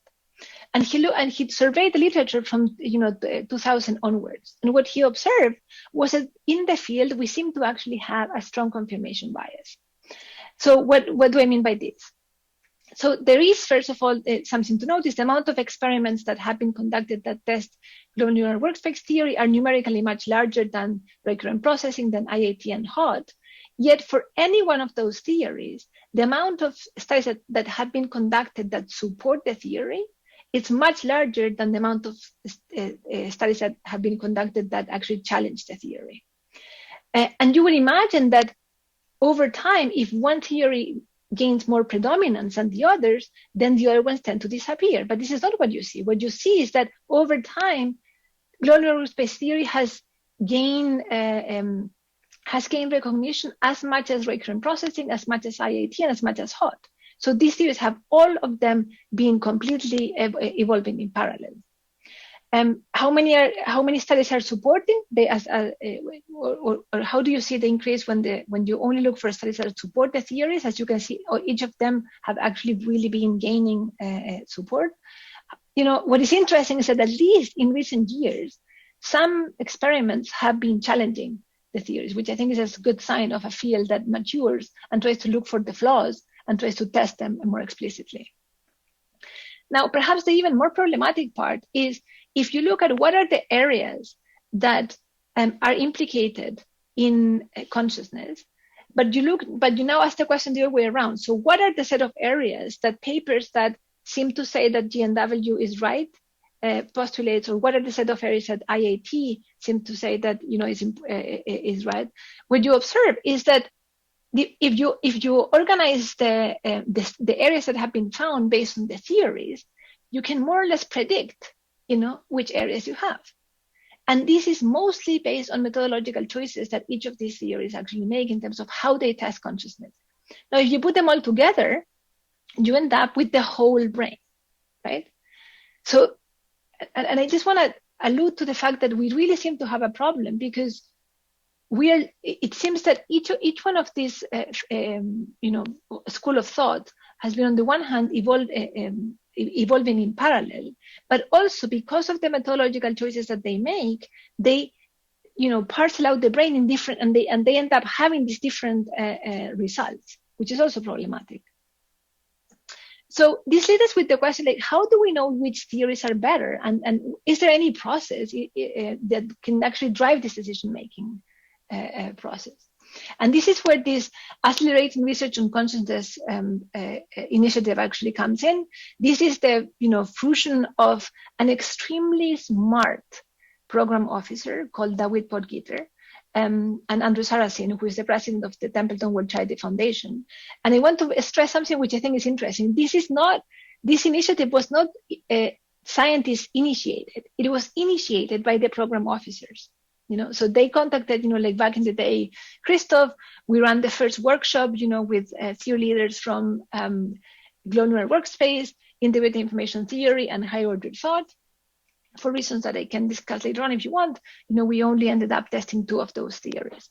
And here I give you this is our brand new website. So if you want to learn more about our own initiative, you can visit our website. So what are we trying to do in the first adversarial collaboration that we set up was to only look at global neural workspace theory and integrated information theory. And it's true that these theories have kind of like a parcellation in the brain in terms of, one says that is more frontal and one says that is more in the back. But more than, like where in the brain things are, at the core, they have different assumptions as to what consciousness is, right? So for instance, for global neural workspace theory, consciousness is a message that is broadcasted into the brain. So you can think of consciousness as having fame in the brain, and it's actually having the information, all of the different modules, such that we can reason over that information, have language, have memory, and so on. So it's in some sense, like consciousness mediates function. In the case of integrated information theory, is actually a structure, and it doesn't necessarily have to have a function in and of itself. It really tries to look for experience.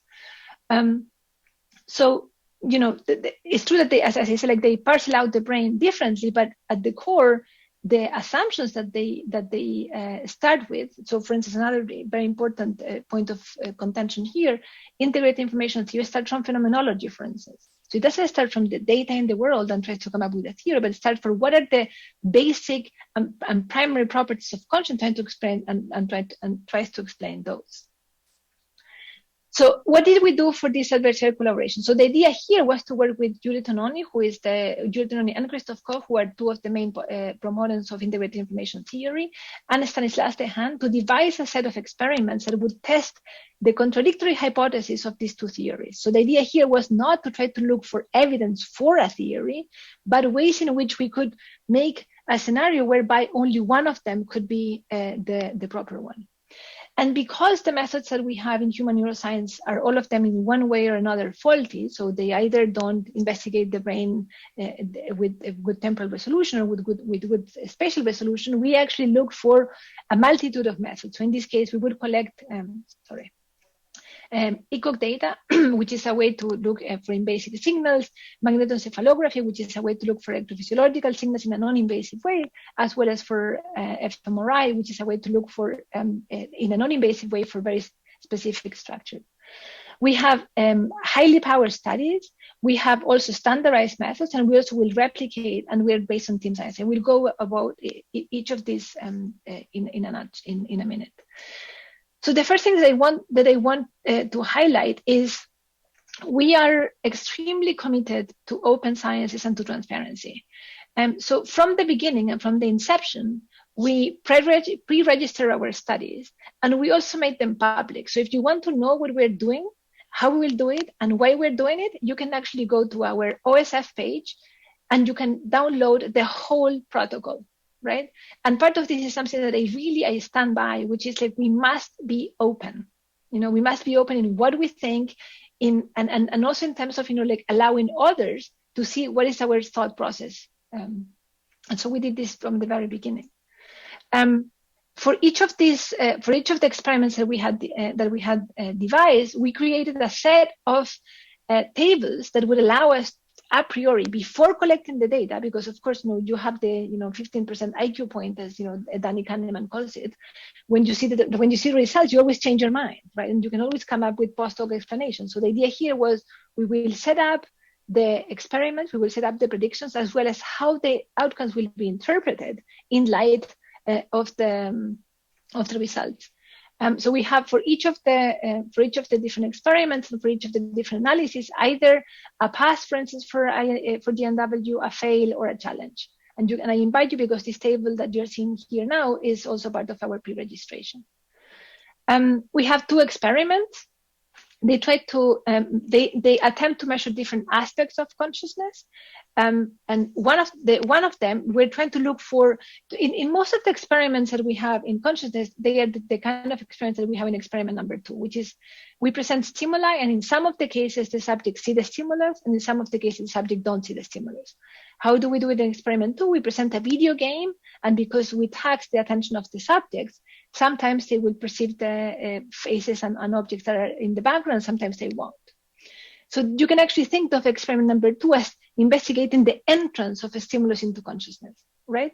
But you may also agree with me that we are not only aware of something that enter into our space of consciousness, we're also aware of things that stay in our space of consciousness. And you can think of this as duration, or as experience of permanency, which is actually what we're investigating in experiment number 1.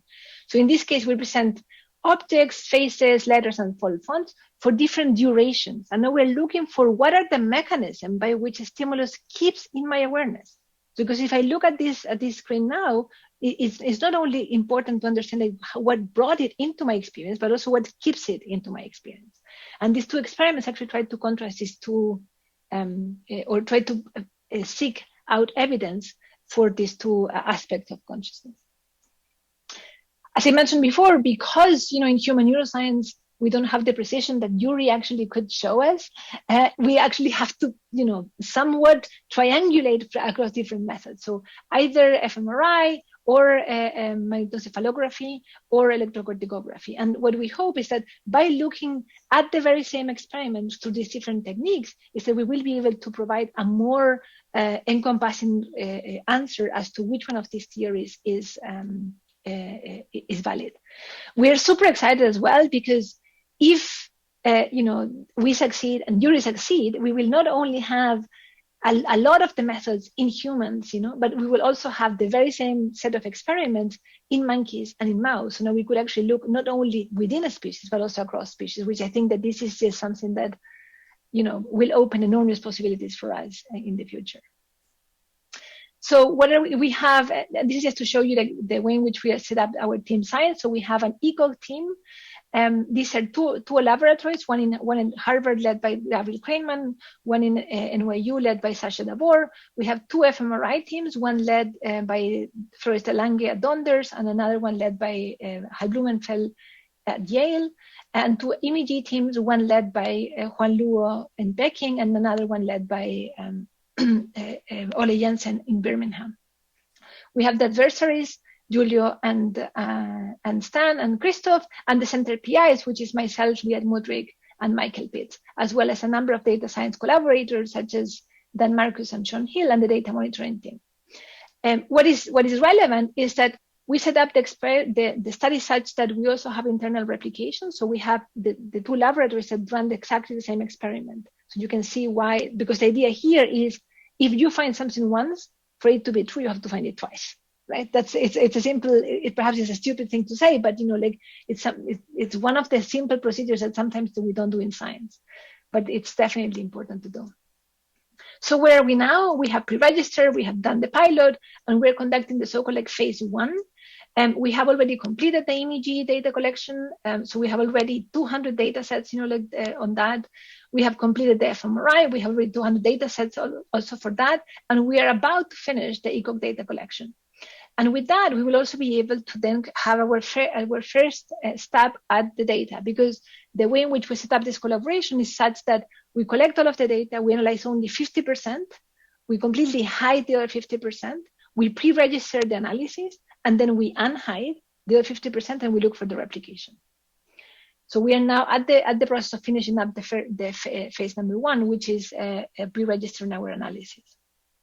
And this is just I want to show you, for those of you who are who like teen science, like the fun part. So this is but we would have loved to actually do this more in person, but we have been doing this like over Zoom. Here this is all of us looking at discussing the image decoding.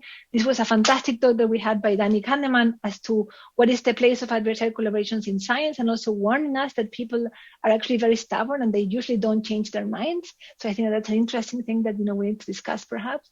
And this is our set of postdocs and PhD students who actually also have fun, like doing the fun activities like the escape the room. And if you want to learn more about the results, we will have a release in June this year. So why to do this? Because this is very difficult. We do think that there is 3 reasons why we want to work on this process. One is because we think that we need to find a way to accelerate research on consciousness, but also increase the confidence in the results that we have. And we hope that with these kind of efforts, we will also set up an example, not only for consciousness science, but also overall. But this is very challenging, requires a mindset of collaborative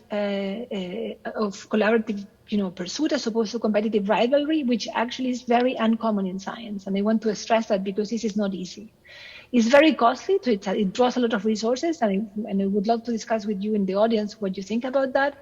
It actually raises tremendous problems with credit assignment, at least in our collaboration, because we have a large team and we're going to end up with a big paper with many names. And this is for postdocs and PhD students, actually is a problem, but I think we need to really work hard in trying to change the credit assignments and what we reward in science.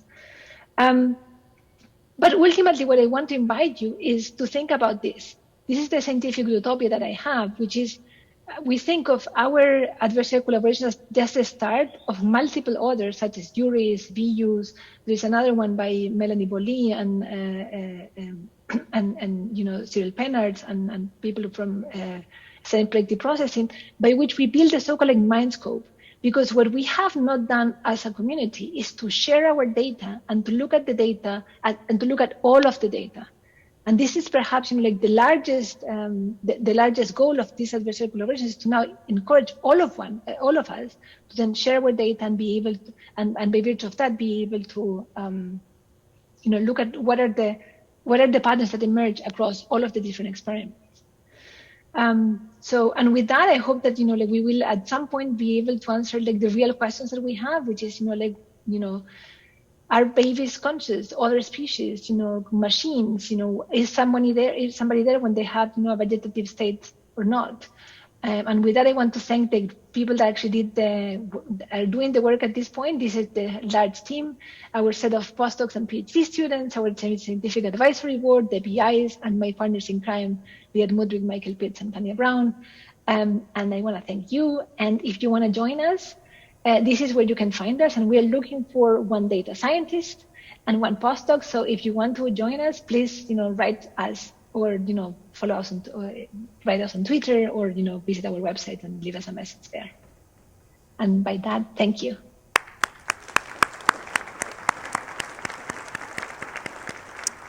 Thank you very much, Dr. Melloni, for that fantastic overview of the state of the science.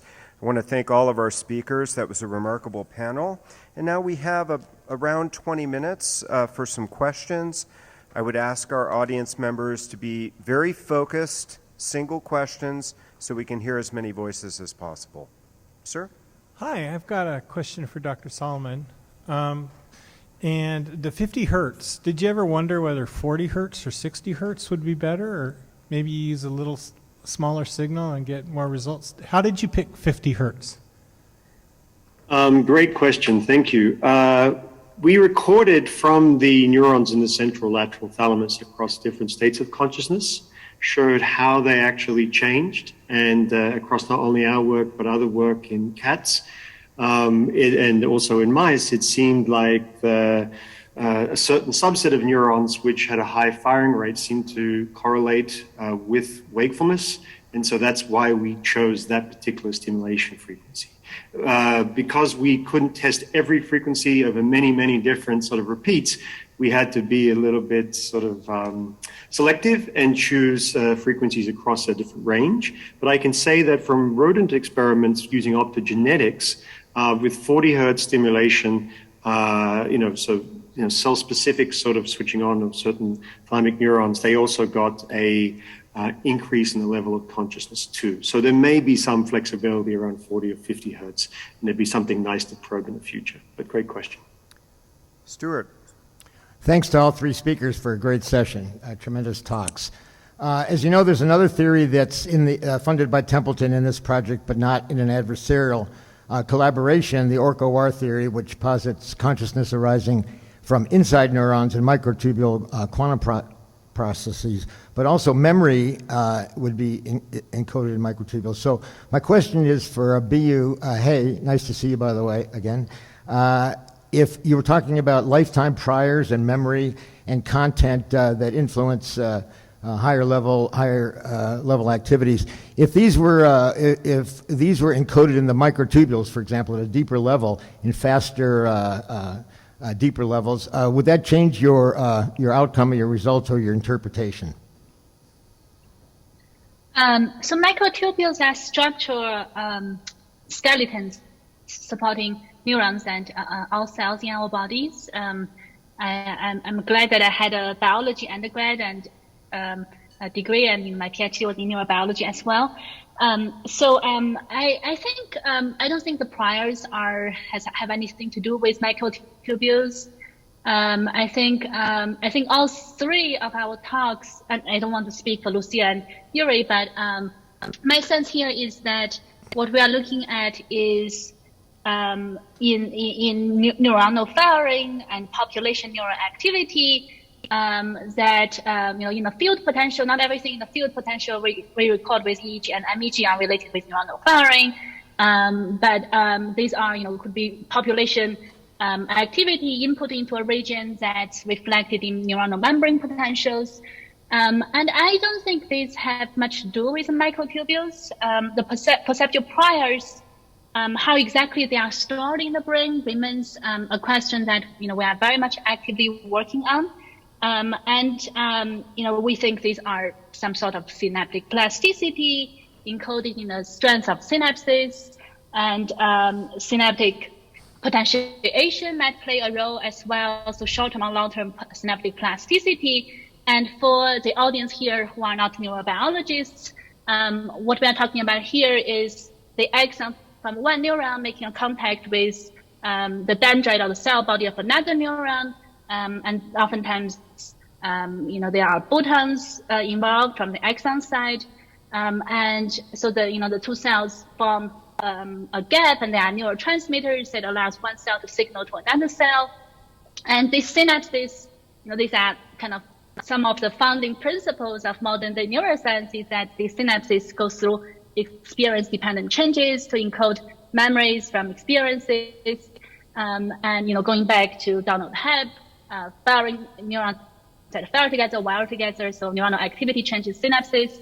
And so all of these are happening at the synaptic contacts between neurons, and it has nothing to do with microtubules that support the structure of the cells. Well, I don't know if the other speakers want to add anything to what I said. Synaptic plasticity, those proteins last hours to days, and memories can last lifetimes, and they're also dependent on microtubules. But thank you for your answer. Thank you, Stuart. Next question. Professor Melloni, you mentioned something about consciousness and memory, and I didn't pick it up very well. My question is, consciousness as actual experience, can that occur without memory? That's an excellent question, and this is something that haunts me all the time. I started much like Biyu, thinking that memory was indubitably necessary for consciousness. But I've been recently changing up my mind on that. And one of the things that, I invite you to look at is there is a nice, well, not a nice, but it's a tragic case, but it's a good illustration by Clive. It's a composer who actually suffered from encephalitis. So his hippocampus was affected. And it's a very interesting case because he has this, the so-called 7-second experience. So he lives in the present, and he can understand, he can follow a conversation, he can be there, he can even play music. But the moment he is distracted, he completely seems to actually come out of nowhere. So where we know that consciousness is important, memories are important, is for this sense of actually having this continuity. Right. So what he reports is like, sir? as if he comes always from sleep. Sir, Just sir, the last part sir, again? We're going to move over. We're going to move on to the next question. Thank you very much. Please. Thank you very much for the presentation, panelists. So I'm curious if you could comment upon your awareness of this general principle. What is the idea, possibly within the field, of some bidirectional communication from external sensory information into higher and lower brain regions, but then scaling down through the anatomy and physiology through layers of signaling, information, communication down to the microtubule, and then plausibly in the other direction, kind of bottom up, receiving information from a quantum fluctuation in the microtubule, and then stepping up the ladder up into our lower brain regions, into higher brain regions, and into human behavior. Do you know of anything thinking about that in the field right now? Stuart, I think that you should have asked him. Yes, Stuart. I think that's a challenging question. We've heard 3 talks that haven't really alluded to the quantum aspect. Our session this afternoon is going to focus exclusively on it, and maybe that would be a good time to have that conversation. Real good. Thanks much. Thank you, sir. Next question. Thank you for excellent talks, especially the last one. My question is for Yuri. Informed consent is the fundamental principle of research in bioethical research. And these animals, you've deduced, they definitely have consciousness, which is why you're performing the experiments. And they certainly can't consent to the experience or the experimentation. So I'm just wondering, how do you ontologically justify the experimentation on the animals and what becomes of the animals, particularly the primates, after the experimentation?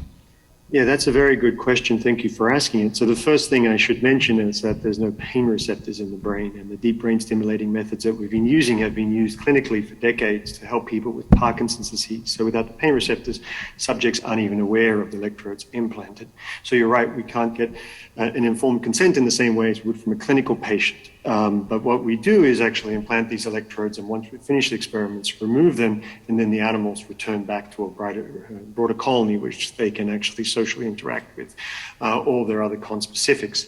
I will say that the question that I always ask myself, and so do all animal neuroscientists, I think, is that we have to think about, the actual trade-offs. We're using a few monkeys, and one of my primary goals is to help people with disorders of consciousness, and these stimulation methods are now being translated into clinical populations with collaborators at Stony Brook University to try to help people with traumatic brain injury.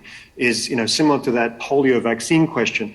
A number of monkeys can help a much larger group of people to stop their suffering, and so you have to weigh the different sort of impacts on the subjects as well as future populations. And a lot of the work that we do in biomedical science not only helps humans but also animals with some of the same drugs and approaches being used in animal studies.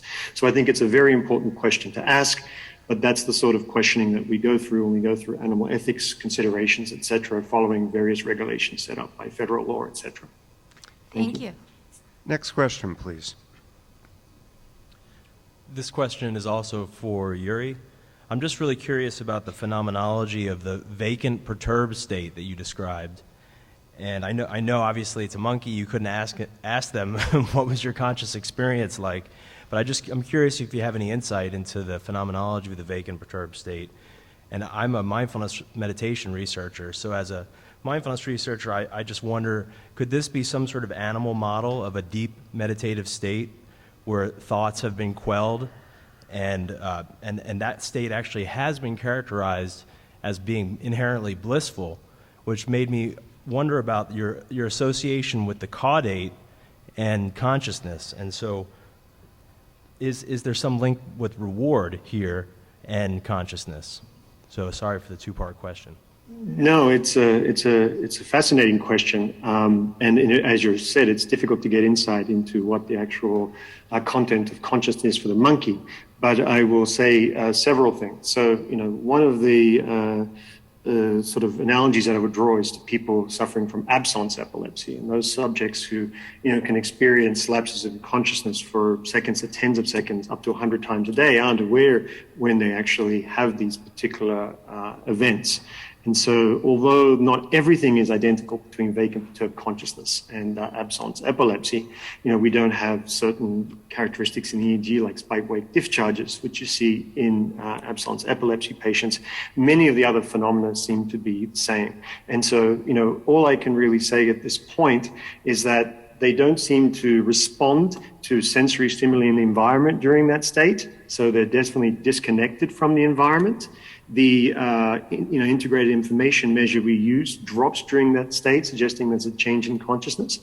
But what our next step is, now that we've got this interesting model where we can sort of switch consciousness off and on, is to actually present various sensory stimuli and see how the neural processing changes when you've got typical perceptual processes intact, as well as during these vacant perturbed consciousness events. So that will help us hopefully to get more at what the impact is on the content of consciousness during these stimulation events. So that's about all I can say at this point. So I hope to be able to say more in the coming future and future experiments. And thank you for your question. And rewarding consciousness in the striatum? Look, that's a great question. There's a lot of functions that have been put to the striatum, including a link between actions and rewards and all sorts of different functions. It receives input from a number of different cortical areas as well as the thalamus, and so I think it has probably a broader role. The animals weren't receiving any particular reward during any of our experimental paradigms that I featured here. When we did have events with juice, it didn't seem to, as a juice reward for the animals, it didn't seem to change the processing in the striatum. So I think it's something that's perhaps at least beyond reward in itself, because we get these effects when the animal's receiving no sort of reward at all. Does that sort of get at your question? Okay. Thank you. Next question. Thanks. This question is also for Yuri. I'm sorry about that. So my question is, you showed that you have evidence that 5-star is higher for actually a subsystem that is posterior areas plus subcortical cortex. And this is clearly in contrast with IIT, because the prediction is that actually the subcortical areas are not involved in the PSC. So my question, two related questions. One is whether you have checked for Phi-R within posterior areas on top of, across these three sort of regions of interest that you were checking. And the second one is whether you think that moving from Phi-R to another type of measure of integrated information closer to Phi could give you different results. Yeah, so we, regarding the measure of integrated information, we performed the same type of analyses, but instead of using Phi-star, Phi-G, in a paper we published in Cell Systems last year, and a new paper that's currently under review. And so we get similar results with both methods. So we don't think it's specifically that. The measure or particular surrogate measure of Phi being the critical factor here. We have tried calculating Phi on smaller subsystems, from 8 all the way down to 3, and do see the greatest Phi-star measures happening in more posterior subsystems typically. And every time you reduce the caudate thalamus or parietal cortex from any of the subsystems, you get reduced Phi, and I didn't have time to show that data today. But I will say that, I think that the subcortical areas are contributing to the contents of consciousness in some ways. I mean, when we have these animals being woken up from anesthesia, the first time they've been in that room, actually, and they're still able to reach in a purposeful way to objects during the thalamic stimulation when they haven't seen them before, suggesting that they're perceiving the environment. And I would point to previous studies from Melloni Wilkie, for example, who used a flash suppression task. So basically, some trials, the monkey will see a red spot amongst distractors and sometimes it won't. There, the actual pulvinar activity, so another part of the thalamus, the spiking activity changed depending on the content of consciousness, but the LFPs didn't. And so it sort of has a lot of impact on the type of method you use to sort of tackle the contributions of thalamic areas. But I think, although I don't quite like the term, I think these subcortical areas are contributing more than just background conditions for consciousness. Thank you. Perfect timing, 20 seconds left, and that gives me enough time to thank all three of our speakers. Those were fantastic talks. They were not only informative, but they were inspiring in terms of where we are and where we're going with the science of consciousness. So how about another round of applause for our wonderful speakers? Thank you.